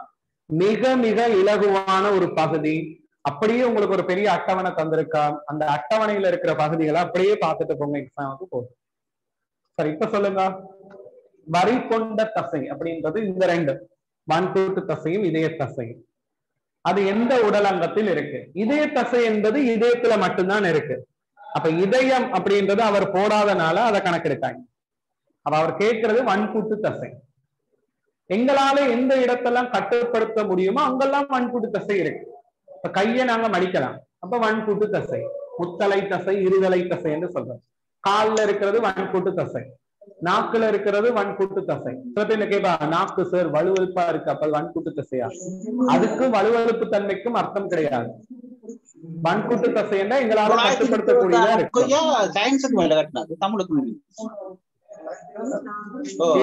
சிவாங்கல் உங்களோட மைக் இருக்கா, ஆஃப் பண்ணி வைங்க சிவாங்கல். சிவாங்கல் ஓகே, ரைட். நோபல் லைன் சவுண்டா இருக்கு, ரைட். ஆகவே இதுகளை ஒருக்கா பார்த்து கொண்டீங்கன்னா சரி. இதயத்தை அந்த மலமளப்பான தசை என்பது எங்களால கட்டுப்படுத்த முடியாத எல்லா இடங்களையும் இருக்கு. இறப்பை, கருப்பை, பித்தப்பை, அப்படி என்னென்ன இதுகள் இருக்கோ, சுரப்பிகள், மூளை, சிறுநீரகம், அங்கெல்லாம் இருக்கிறது மலமளப்பான தசை. Right, okay. அப்ப கவனிங்க, வரி கொண்ட தசையினாலான உடலங்கம் எது அப்படின்னு கேட்டா சரியான விடை பிள்ளைகள் ரெண்டாவது கைகள் என்று போடணும். சரி, 22வது கேள்வி.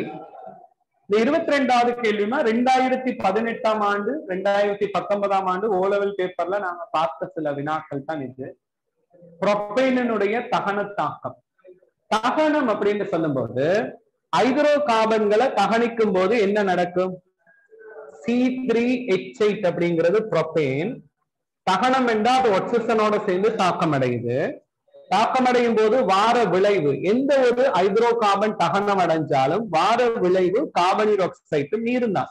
அது எதுவா இருந்தாலும் சரி, சரியாமா? அதை ஒருக்கா பார்த்து வச்சுக்கொள்ளணும். அடுத்தது சமப்படுத்தும் போது இந்த இடத்துல 5 என்று போட்டிருக்கிறாரு, இந்த இடத்துல 3, இந்த இடத்துல 4 போட்டிருக்காரு, சரியா? அப்ப இதுல நீங்க கவனிக்க வேண்டியது இந்த இலக்கங்கள் என்னத்தை சுட்டி காட்டுது, இந்த முன்னால போடுற இலக்கங்கள், சரியா?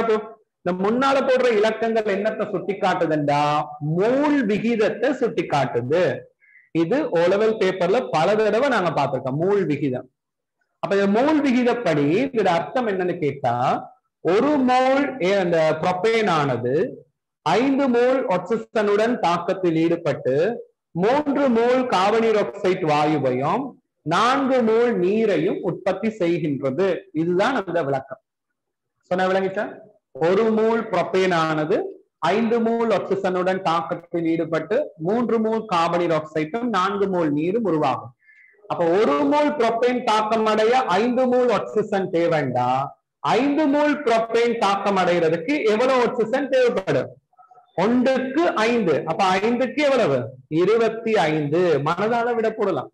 ஆகவே சரியான விடை இரண்டாவது, சரி 3வது 25 மோல் என்பதுதான் சரியான விடை.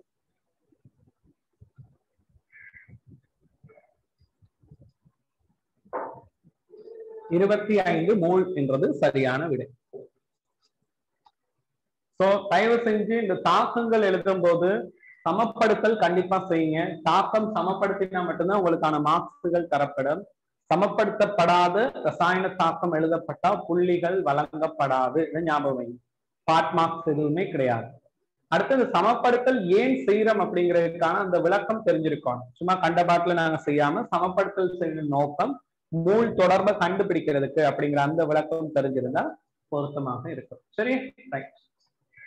அடுத்தது 23வது கேள்வி. நிலைகள் எழுதுதா? விளக்கு நிலைகள், பௌதிக நிலைகள். MCQ பொறுத்த வரைக்கும் நாங்க அதை பார்க்க போறது இல்லை. ஆனா கண்டிப்பா செகண்ட் பார்ட்ல வந்து பௌதிக நிலை போடுங்க, நீங்க போடுங்க.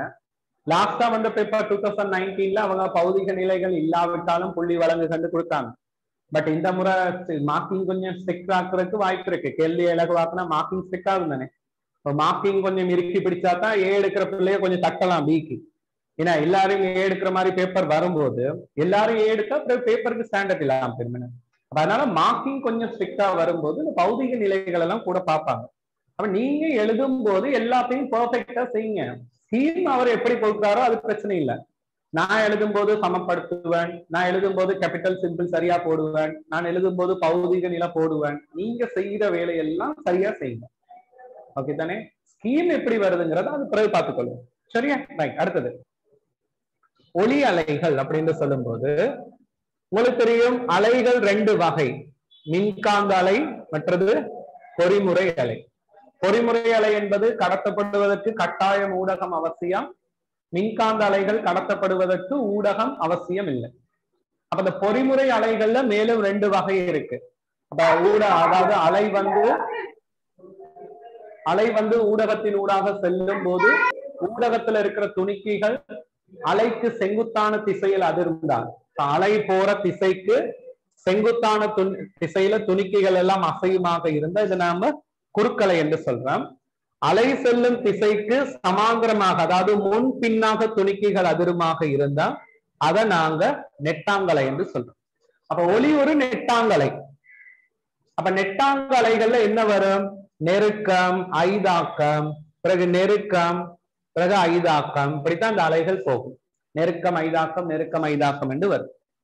அப்ப இந்த இயல்புகள் நெருக்கம் ஐதாக்கத்தை வச்சுக்கொண்டு ஒளியிட இயல்புகள் பற்றி படிக்கிறது நாங்க கஷ்டம்.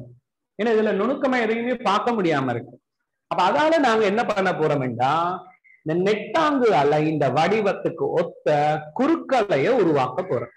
அதுக்காக உருவாகிற உபகரணம், அதுக்காக நாங்க பயன்படுத்துற உபகரணம் தான் கத்தோட்டு கதிர் அலைவு காட்டி.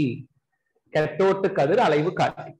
அப்ப கத்தோட்டு கதிர் அலைவு காட்டிக்கு முன்னால நாங்க ஒளி எழுப்பும் போது அந்த ஒளி அதுக்கு நிகரான குறுக்கலை வடிவங்களை நாம எதுல பார்க்கலாம்? கத்தோட்டு கதிர் அலைவு காட்டில பார்க்கலாம். இசிஜி மெஷின் அப்படிங்கிறது இதுதான். அந்த கத்தோட்டு கதிர் அலைவு காட்டின்ற வேலை பொறிமுறை அதாவது நெட்டாங்கலைக்கு நிகரான குறுக்கலை வடிவத்தை வழங்குறது. சரி, கவனிப்போம். ஒளிக்கு 3 சிறப்பியல்புகள் இருக்கு. முதலாவது நாங்க படிச்சோம் சுருதி. சுருதி என்றது மீடுரன்ல தங்கி இருக்கு. மீடுரன்ல இப்ப பாருங்க, இதுல 2 அலைகள் தரப்படுது. ஓகே, இது ஒரு அலை, அதுக்கு பக்கத்துல இன்னும் ஒரு அலை இப்படி போகுதுண்டா. ஓகே, இப்ப பாருங்க, இந்த சிவப்பு கலர் நீல கலர்ல நான் வரைஞ்சதுல சிவப்பு கலர்ல அதிகமான அலைகள் போயிருக்கு, நீல கலர்ல குறைவான அலைகள் போயிருக்கு. அப்ப இதுல சுருதி கூடினது ரெட் கலர், சுருதி குறைஞ்சது வந்து ப்ளூ கலராக இருக்கும். எந்த இடத்துல அலைகளோட எண்ணிக்கை கூடவோ, குறித்த நேரத்துல அதிகமான அலைகள் உருவாக்கப்பட்டுச்சோ அதுக்கு மீடுரன் கூட. மீடுரன் கூடும் போது ஸ்ருதி அதிகரிக்கும். சரியா? அப்ப இதுல ஸ்ருதி அதிகமானது சிவப்பு நிறம், ஸ்ருதி குறைவானது நீல நிறம். சரி, இது முதலாவது இயல்பு. ரெண்டாவது பார்ப்போம். ஒளியின் 2வது சிறப்பு இயல்பு பிள்ளைகள் என்னது? உரப்பு. உரப்பு உரப்பு என்னத்துல தங்கி இருக்குண்டா வீச்சத்துல தங்கி இருக்கு. உரப்பு தங்கி இருக்கிற காரணி வீச்சம். வீச்சம் என்று சொல்லும் போது கவனிங்க, இப்ப இது முதலாவது ஒரு அலை வந்து இப்படி போகுது,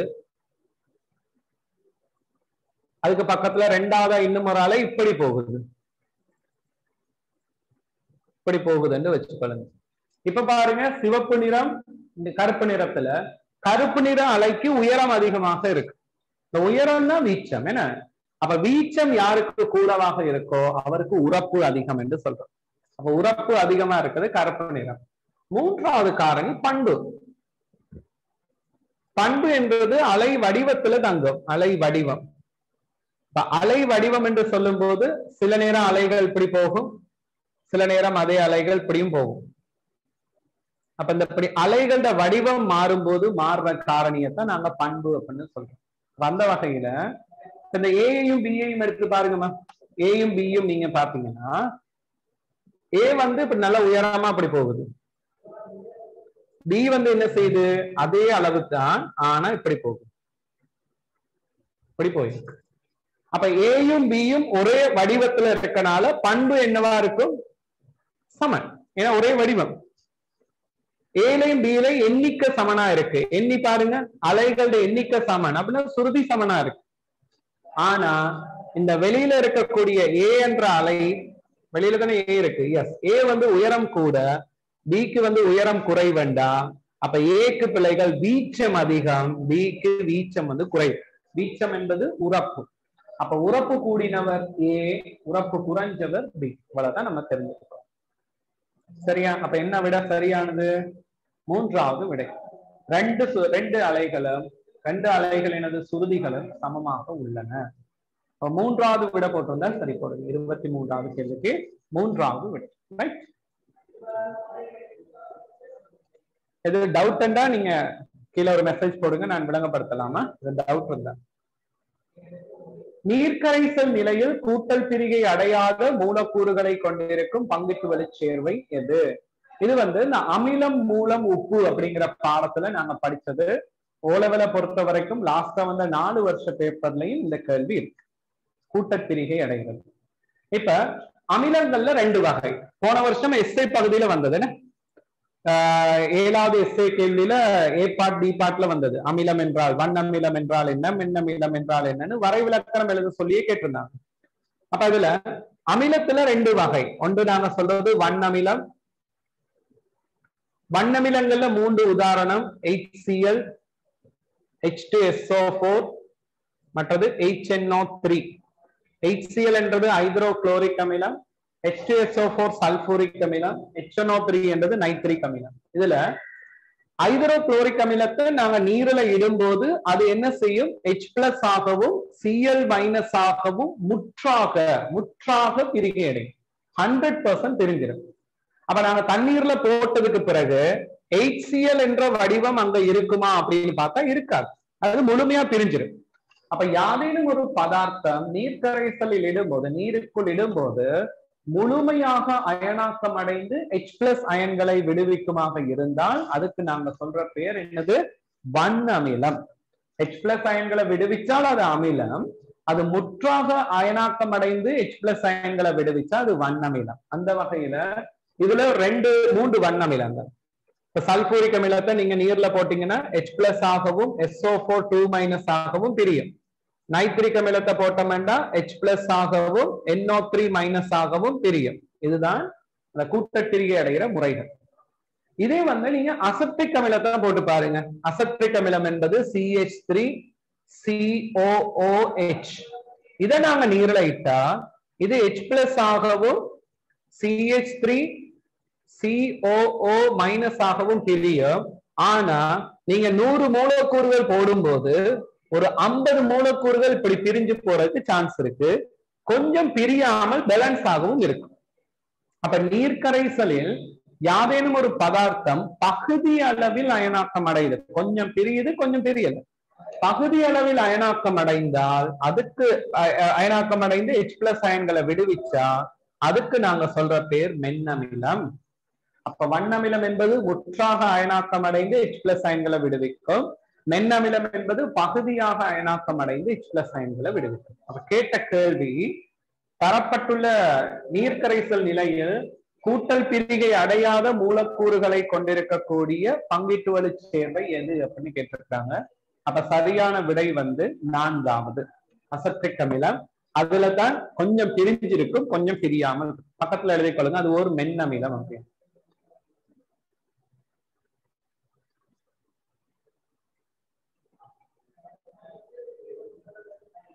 ரைட். அடுத்தது அப்ப இந்த வண்ணமிலம் மென்னமிலங்களுக்கான வரைவிலக்கணங்கள், வண்ணமில மென்னமிலங்களுக்கான அந்த கூட்டத்திரிகை, இதுல கருத்துக்கள் சொல்ல தெரிஞ்சிருக்கணும். அதே மாதிரி வன்மூலம் மென்மூலம்.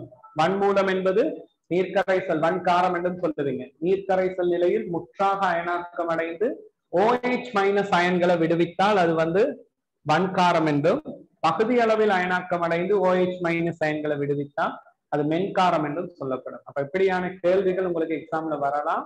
சோ தயவு செய்து பாடமாக்கி கொள்ளுங்க. அது வேணும். சரியா? இது என்னண்டாம இப்ப நம்ம பாடம் எவ்வளவு தூரம் நீங்க படிச்சீங்கிறத விட பாஸ் பேப்பர் நீங்க செய்திருக்கோம். 4 வருஷ பாஸ் பேப்பர் செய்திருக்கோம். இந்த 4 வருஷ பாஸ் பேப்பர்ல இருக்கிற கேள்விகளை அவர் பயப்படாம எடுத்து போடலாம். ஏன்னா எல்லாரும் பாஸ் பேப்பர் செஞ்சுதான் போகணும், எக்ஸாமுக்கு போகணும். அப்ப அதனால இந்த கேள்விகள் எல்லாம் பாஸ் பேப்பருக்குள்ள பல தடவை நம்ம பார்த்திருக்கோம். கொஞ்சம் தயாரா வச்சுக்கொள்ளுங்க. ரைட். அடுத்தது, நிறக்குருடு நோயினால் பாதிக்கப்பட்ட ஒருவர் நடைமுறை வாழ்வில் எதிர்நோக்கும் சிக்கல் நிலை என்ன? நிறக்குருடு அப்படிங்கிறது ஒரு இலிங்கம் இணைந்த நோய் அப்படின்னு சொல்றோம். இலிங்கம் இணைந்த, அதாவது இலிங்க நிறமூர்த்தங்கள் என்று சொல்ற இந்த எக்ஸ் நிறமூர்த்தத்துலதான் நிறப்பார்வையை தீர்மானிக்க காரணமான பரம்பரை அலகுகள் இருக்கு. அந்த பரம்பரை அலகுகள் பின்னடைவு நிலையை அடைந்தா, அதாவது சிம்பிள் எச் இல்லாட்டி சிம்பிள் சி அப்படின்னு போடுவோம். பின்னடைவு நிலையை அடைந்தால் அவர்களுக்கு சிவப்பு மற்றும் பச்சை நிறங்களை வேறு பிரித்து பார்க்கக்கூடிய ஆற்றல் இருக்காது. அப்ப சிவப்பு மற்றும் பச்சை நிறங்களை வேறு பிரித்து அறிய முடியாமல் இருக்கக்கூடிய அந்த தன்மையைத்தான் நாங்க நிறக்குருடு நிலை என்று சொல்றோம். அப்ப எக்ஸாம்ல கேட்பார், நிறக்குருடு என்றால் என்ன? நிறக்குருடு என்றால் என்னன்னு கேட்டா, நிறப்பார்வை தோன்றுவதை தீர்மானிக்கக்கூடிய பரம்பரை அலகுகள். அது எப்படி எழுதலாம்? நிறப்பார்வை தோன்றுவதை தீர்மானிக்கக்கூடிய இலிங்க நிறமூர்த்தத்தில் இருக்கும் அப்பரம்பரை அலகுகள் பின்னடைவு நிலையை அடைந்தால் அது நிறக்குருடு நிலை என்று சொல்லப்படும். அதற்கான அறிகுறி என்னன்னு கேட்டாதான், நிறக்குருடுக்கு அறிகுறி என்ன அப்படின்னு கேட்டாதான் நீங்க சொல்லணும், அவ்வாறானவர்களுக்கு சிவப்பு மற்றும் பச்சை நிறங்களை வேறு பிரித்து அறிய முடியாது. அது அறிகுறி. எங்கிற பிள்ளைகள் ரெண்டையும் போட்டு குழப்பிக் கொள்வாங்க. அறிகுறிக்கு எதை எழுதுறது, நோய்க்கு எதை எழுதுறதுன்னு தெரியாம ரெண்டையும் போட்டு குழப்படிச்சு விட்டுருவாங்க. அறிகுறி தான் சிவப்பு மற்றும் பச்சை நிறங்களை வேறு பிரித்து அறிய முடியாமல் இருக்கிறது. அவ்வாறானவர் நடைமுறை வாழ்க்கையில் சந்திக்கக்கூடிய மிகப்பெரிய பிரச்சனை என்ன அப்படின்னு பாத்தீங்கன்னா, வாகனம் செலுத்த முடியாது. வீதி சமிஞ்சைகள்ல இந்த சிவப்பு நிறம் பச்சை நிற விளக்குகளை அவங்களால பிரித்து பார்க்க முடியாது. அவதான் கேள்வி. நிறக்குருடு நோயால் பாதிக்கப்பட்ட ஒருவருக்கு நடைமுறை வாழ்வில் ஏற்படும் சிக்கல் நிலை வீதி ஒளி சமிங்கைகளை சரியாக இனம் காண முடியும்.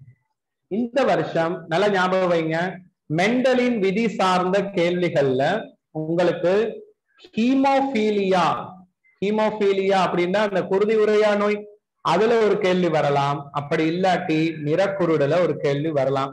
நிச்சயமா இந்த ரெண்டுல ஒன்று வரத்தான் போகுது. நீங்க பாருங்க, அது ஒன்று எஸ்ஏ பகுதிகள்ல சம்டைம்ஸ் வர்றதுக்கு வாய்ப்பு இருக்கு. 5வது எஸ்ஏ கேள்வியில டி பார்ட்ல இது வரும். இதை கொஞ்சம் ஞாபகப்படுத்தி வைங்க. வந்தா சக்சஸா இருக்கணும், வந்தா ஃபுல்லா செய்ததா இருக்கணும். 5வது எஸ்ஏ கேள்வியில பி பார்ட் ஞாபகம் வைங்க. அப்ப நான் ஹீமோபீலியா பத்தி அங்க கலப்பேன். அதனாலதான் நான் நிறக்குருடு எடுத்து MCQல போட்டேன். அப்ப நான் MCQல போட்டாலும் எஸ்ஏல போட்டாலும் அந்த பகுதியில ஒரு முக்கியத்துவம் செலுத்த வேண்டியது உங்களோட கடமை. சரியா? 26வது கேள்வி. 10 கிலோகிராம் திணிவுடைய பொருளொன்று நிலைக்குத்தாக உயர்த்தப்பட்டு உருவில் காட்டியவாறு 8 மீட்டர் உயரமான குன்றின் மீது வைக்கப்படுவதற்கு 20 செகண்ட்கள் செலவிடப்பட்டது எனில் இதன் போது வேலை செய்யப்பட்ட வீதம் என்பதுமா வலு. ஓகே, வேலை செய்யப்பட்ட வீதம் அப்படி என்றா வலு. அப்ப வலு சமன் என்னன்னு வரும்? வேலை அல்லது சக்தியின் கீழ் நேரம். வேலை என்றா என்ன? சரி சார், மற்றது பற்றி ஒருக்கா சொல்லுங்க. ரைட். 25வது கேள்விக்கு சரியான விட முதலாவது. 2வது விட அதுல கேட்டுக்கிறாரு, இரவு வேளைகளில் பொருட்களை அவதானிக்க முடியாமை. அதான் என்ன? மாலைக்கண் நோய். மாலைக்கண் அது விட்டமின் ஏ குறைபாட்டால ஏற்படுது. நோட் பண்ணிக்கோங்க. 25வது கேள்வியில 2வது மாலைக்கண் நோய் விட்டமின் ஏ குறைபாட்டால ஏற்படும். அதான் இரவு வேளையில பொருட்களை அவதானிக்க முடியாது. ஈவினிங் ஆனா கண்ணு தெரியாதுன்னு சொல்லுவாங்க. அது அப்படின்ட்டு இல்ல, குறைஞ்ச வெளிச்சம் இருக்கிற இடத்துல பார்க்கல. மூன்றாவது, தொலைவில் உள்ள பொருட்களை அவதானிக்க முடியாமை. அது என்ன, தூரப்பார்வை குறைபாடு. தூரப்பார்வை குறைபாடு. ஓகே, எதை பார்க்க முடியலையோ, சாரி, தொலைவில் உள்ள பொருட்களை அவதானிக்க முடியாம, அப்படின்னா கிட்டத்துலதான் தெரியுது. அப்ப அது அண்மை பார்வை. சரி சாரி, அது அண்மை பார்வை. அண்மை பார்வை, அண்மை பார்வை. சரியா, அண்மை பார்வை. அடுத்தது, அவதானிக்கும் பொருட்கள் தெளிவற்றதாக தெரியுது அப்படின்னா அது கட்காச நோய். கட்காசம் இது கலியூதா கதிர்களோட தாக்கத்தால ஏற்படுது, யூவி கதிர்களோட தாக்கத்தால ஏற்படுது. கண்ணில் இருக்கக்கூடிய கண் வில்லைகள் அப்படி பால் போன்ற வெண்ணிற சடப்பொருளாக மாறுவதால கண்ணுக்குள் செல்லும் ஒளி எல்லா பக்கமும் சிதறல் அடையும். இதைத்தான் கட்காசம். இதெல்லாம் நம்ம கிரேட் 9ல படிச்சது, ஞாபகப்படுத்திக் கொள்ளுவோம்னா. சரி, ஓகே, 26வது கேள்விக்கு வருவோம்.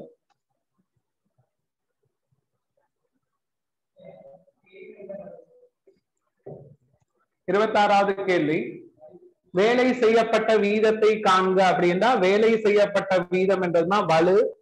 வலு என்றது வேலையின் கீழ் நேரம். சரி, இது சமன்பாடு. முதல்ல வருவோம், இங்க செய்யப்பட்ட வேலை என்ன? உங்களுக்கு ஒரு விஷயம் ஞாபகம் இருக்கும், நான் தியரியில படிப்பிச்சு தந்தது. கீழே இருக்கிற ஒரு பொருளை நாங்க கொண்டு போயிட்டு என்ன செய்யறோம்டா, ஒரு உயரமான இடத்துல வைக்கிறோம். உயரமான இடத்துல வைக்கிறோம்டா இந்த பொருளை புவியீர்ப்பு விசைக்கு எதிராக உயர்த்துறோம். புவியீர்ப்பு விசைக்கு எதிராக நாங்கள் செய்யற இந்த வேலை பொருட்களில் ஈர்ப்பு அழுத்த சக்தியாக சேமிக்கப்படும். இதனை நாங்க படிச்ச சமன்பாடு. இது தொடர்பு ஈர்ப்பு அழுத்த சக்தி அப்படின்னு சொல்லுவோம். அப்ப புவியீர்ப்பு விசைக்கு எதிராக ஒரு பொருளில் ஆற்றப்படுகின்ற வேலை அப்பொருட்களில் ஈர்ப்பு அழுத்த சக்தியாக சேமிக்கப்படும். அப்ப இப்ப நாங்க செய்த வேலை அந்த பொருள்ல அழுத்த சக்தியாக இருக்கும். அப்ப நான் அதை பிரதியிடுறேன், கவனிங்க. ஓகே, அப்ப நாங்க என்ன எழுதலாம்டா, வேலைக்கு பதிலா ஈர்ப்பு அழுத்த சக்தி. ஈர்ப்பு அழுத்த சக்தி கீழே நேரம். ஈர்ப்பு அழுத்த சக்திக்கு என்னமா சமன்பாடு? mgh. ஈர்ப்பு அழுத்த சக்தி சமன் mgh. நேரத்துக்கு செகண்ட், அதாவது சரி, நேரத்துக்கு நாங்க டி என்று போடுறோம், டைம். சரி, அப்ப போட்டோம்டா எம் என்றது பொருளோட திணிவு தந்திருக்கிறாங்க கேள்வியில 10 கிலோகிராம் என்று. கிலோகிராம். ஜி என்றது புவியீர்ப்பு ஆறுமுடுகள் 10 ms-2. h என்றது உயரம் 8 மீட்டர் கீழே. அதற்கு எடுத்த நேரம் 20 செகண்ட். பிரதியிட்டம். இப்ப பாருங்க, சால்வ் பண்றேன் எப்படி என்று. இந்த 0 வெட்டுப்படும். இந்த 2ஆல இந்த 8 வெட்டினா 4, 4ஓட 10 பெருக்கினா 40. 40 கிலோகிராம் அப்படியே வருது. இங்க ஒரு மீட்டர் இருக்கு, பக்கத்துல இன்னொரு மீட்டர் இருக்கு. அப்ப மீட்டரும் மீட்டரும் பெருக்கினா மீட்டர் வர்க்கம். மேல ஒரு செகண்ட் -2 இருக்கு, கீழே இன்னொரு செகண்ட் இருக்கு. அப்ப அதுவும் மேல போயிருச்சுன்னா இன்னொரு செகண்ட் -1 வரும். அப்ப ஆல் டுகெதர் என்னன்னு வரப்போகுது? செகண்ட் -3. ஓகே தானே? அப்ப சரியான விட 40 கிலோகிராம் மீட்டர் வர்க்கம் செகண்ட் -3. இப்ப நீங்க கேட்கலாம், இதுல ஏன் சார் கிலோகிராம் மீட்டர் வர்க்கம் செகண்ட் -3 என்று போட்டிருக்கீங்கன்னா, இது வலுவுக்கு சர்வதேச அலகு வாற்று தானே. வாற்றுக்கு நிகரான மற்றும் ஒரு அலகு கிலோகிராம் மீட்டர் வர்க்கம் செகண்ட் -3 அடிப்படை கணியங்கள் சார்பில். ஓகே, அப்ப வாற்று வலுவுக்கு நிகரான மற்றும் ஒரு சர்வதேச அலகு அடிப்படை கணியங்கள் சார்பில் கிலோகிராம் மீட்டர் வர்க்கம் செகண்ட் -3 என்று வருது. அப்ப இந்த இப்படியான சில விடயங்களையும் கவனம் செலுத்துங்க. இந்த அடிப்படை கணியங்கள் சார்பா கேட்டா எப்படி எழுதலாம், இது சமன்பாடுகளுக்குள்ளதானே நாங்க வரணும். அப்ப இதை பார்த்துட்டீங்கன்னா உங்களுக்கு அந்த ஐடியா வந்துடும். சரி, ரைட். அடுத்த கேள்விக்கு வாங்க. அப்ப சரியான விடமா 2வது, 26வது கேள்விக்கு சரியான விட 2. 27வது கேள்வி, நீர்நிலை ஒன்றில் அவதானிக்கப்பட்ட அங்கி ஒன்றின் உடலில் தெளிவான துண்டுபடலுடன் மூட்டு கால்களும் காணப்பட்டன. அந்த அங்கி யாராக இருக்கலாம்? தெளிவான துண்டுபடல் அப்படின்றோனே எங்களோட மனது உடனே யோசிக்கும் அதை யாரென்று அனலிடா என்று யோசிக்கும். ஏன்னா அனலிடாவைத்தான் நாம துண்ட புழுக்கள் அப்படின்னு சொல்றோம். துண்ட புழு அல்லது துண்டுபட்ட புழு. உடல் வந்து வெளிப்புறம் உட்புறம் துண்டுபட்டதாக இருக்கும் என்று. ஆனால் இதுல இன்னொன்று சொல்றாரு, மூட்டுக்கால். மூட்டுக்கால்கள் அப்படின்றது ஆத்திரப்போடா விலங்குகளுக்கான சிறப்பியல்பு. அப்ப ஆத்திரப்போடாவுக்கு துண்டுபடல் இருக்கா அப்படின்னு கேட்டா எஸ், ஆத்திரப்போடாக்களுக்கு வெளிப்புற துண்டுபடல் இருக்கு. என்ன உடல் வெளிப்புறம் துண்டுபட்டதுன்னு படிக்கிறீங்க. அப்ப தெளிவான துண்டுபடலும் மூட்டுக்கால்களையும் கொண்டதென்றால் ஆத்திரப்போடா. சரியான விட ரால், இரண்டாவது விட சரியானது. இரண்டாவது விட போட்டிருந்தா சரி போடுங்க. சரி, இப்ப இந்த மாதிரி இந்த முறை உங்களுக்கு ஒரு கேள்வி வரலாம் பிள்ளைகள். என்னண்டா நிடாரியா, அனலிடா, ஆத்திரப்போடா, மொலாஸ்கா, எக்கைனோடெர்மேட்டா இந்த 5 கூட்டங்களுக்கும் அந்த சிறப்பு பெயர்கள், சில சிறப்பு சொற்கள் படிக்கிறார். நிடாரியாக்கள் என்றால் குழிக்குடலிகள். ஆதாரத்தில் ஒட்டி வாழும் போது அது பொலிப்புகள் என்று சொல்றோம். அதுக்கு வாயும் புதமும் ஒரே பக்கமாக இருக்கும். பரிச கொம்புகள் மூலமா வேட்டையாடும். அலன்மொட்டு சிறைப்பை என்ற ஒரு அமைப்பை கொண்டிருக்கும். இப்படி எல்லாம் நாங்க சில சிறப்புகள் படிக்கிறோம். அதே மாதிரி சில நிடாரியாக்கள் தண்ணீருக்கு வெளியிலையும் இருக்கு. யார்? முருகை கற்கள். இந்த முறை ஒரு பேப்பர்ல கேள்வி வந்ததுன்னு நினைக்கிறோம், மேல் மாகாண பேப்பரா இருக்கும். சரிதானே? முருகை கற்கள் அதுல கேட்டிருந்தாங்க, நீருக்கு வெளியில் வாழக்கூடிய ஒரு அங்கி எது அப்படின்ற மாதிரி ஏதோ சம்திங் ஏதோ ஒன்று வந்தது. அதே மாதிரி அனலிடாக்கள் அப்படின்னு சொல்லும் போது அதை வந்து துண்ட புழுக்கள் என்று சொல்றோம். உடல் வெளிப்புறம் உட்புறம் 2 பக்கமும் துண்டுபட்டதாக காணப்படும். சரியா? அது வந்து மென்மையான உடல், ஈரழிப்பான உடலை கொண்டவை. அதுல மண்புழு, லீச்சட்டை, நீரிஸ் என்று 3 அங்கிகள் வருது. அவ்வாறு ஆத்திரப்போடாக்களை நாங்க மூட்டுக்காலிகள் என்று சொல்றோம். பெரும்பாலான அதாவது பெரும்பாலான விலங்குகள் வந்து ஆத்திரப்போடா கூட்டத்துலதான் நடக்கப்படுது. 75% மேற்பட்ட விலங்குகள் ஆத்திரப்போடா கூட்டத்தை சேர்ந்தவை. அவற்றுக்கு கைப்பின் என்ற ஒரு பதார்த்தத்தாலான புறவன் கூடு, ஓடுகள் காணப்படும். பறக்கும் ஆற்றல் அங்க இருக்கு. பூச்சிகள் எல்லாம் பறக்கும். வண்ணத்து பூச்சி, கரப்பான் பூச்சி, ஓகே, தேனி, இதுகள் எல்லாம் நாங்க எழுதலாம். இலையான், நுளம்பு, அதுகளை சொல்லலாம். மொலாஸ்காக்கள் என்று சொல்லும் போது மென்னுடலிகள். பிரதான உதாரணம் நத்தை. அந்த உடல்ல சுண்ணாம்பினால் ஆக்கப்பட்ட ஒரு பெரிய ஒரு ஓடு வந்து காணப்படுது. அடுத்து அதனுடைய தசை செறிந்த பாதம் காணப்படும். ஓகே தானே?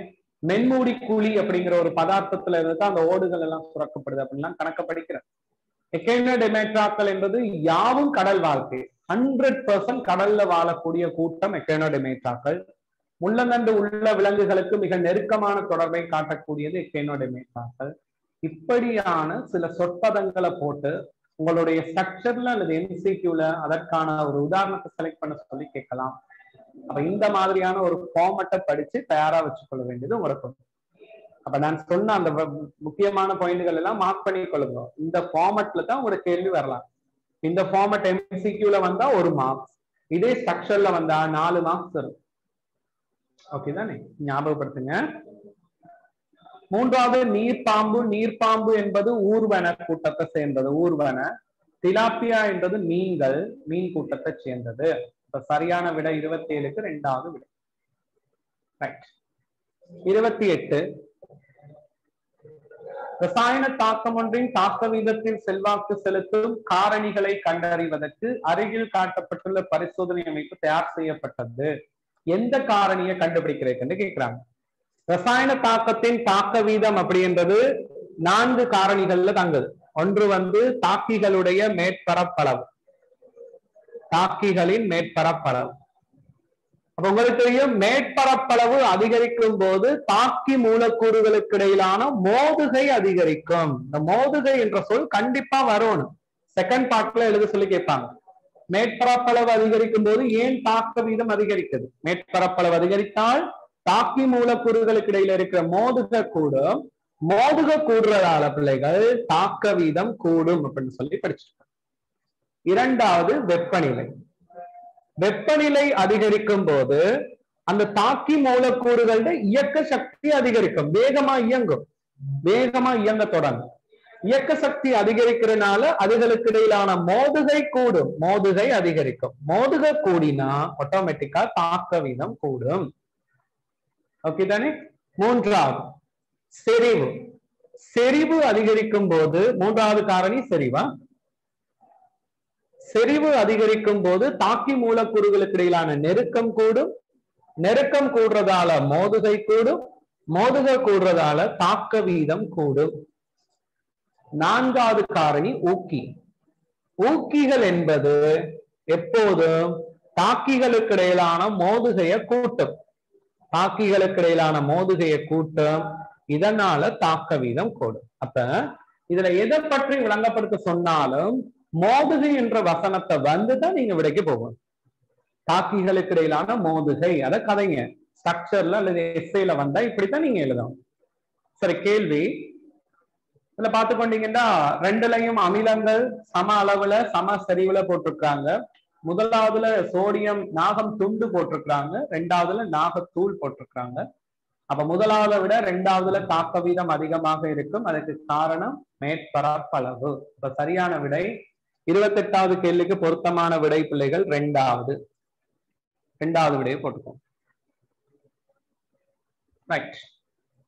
அடுத்தது உங்களுடைய கிரேட் 10ல 2ஆம் பாடம், மிக மிக ஆதிக்கம் நிறைஞ்ச பாடம். கடைசியா 4 வருஷ பேப்பர்ல இப்படி ஒரு வரைவு போட்டு இந்த கண்டுபிடிங்க மேல கீழே போற வரைவு கேட்கல, இந்த ஃபார்மட் இல்லாம போச்சு.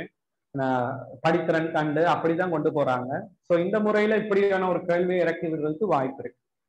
உயரமான கட்டிடம் ஒன்றிலிருந்து கீழ் நோக்கி எரியப்பட்ட பொருள், மேல இருந்து ஒரு பொருளை கீழே எரிதல். எரிதல் அப்படிங்கிறதுக்கும் விழவிடுதல் அப்படிங்கிறதுக்கும் ஒரு வித்தியாசம் இருக்கு. விழவிடுதல் அப்படின்னா அதனுடைய ஆரம்ப வேகம் 0 இருக்கு. எரிதல் அப்படின்னா ஆரம்ப வேகம் 0 அல்ல, அது ஒரு வேகத்தோட தான் நாங்க பிடிச்சு எரியணும். அப்ப இதுக்கு நீங்க கிராஃப் வரைஞ்சா இந்த கிராஃப் கண்டிப்பா வேகம் y-அச்சுல மீட்டர் செகண்ட் -1, நேரம் x-அச்சுல செகண்ட் என்று போடுறோம். இது உற்பத்தி புள்ளி 0. கிராஃப் கண்டிப்பா ஒரு வெட்டு துண்டோட ஸ்டார்ட் ஆகணும், அது முக்கியம்.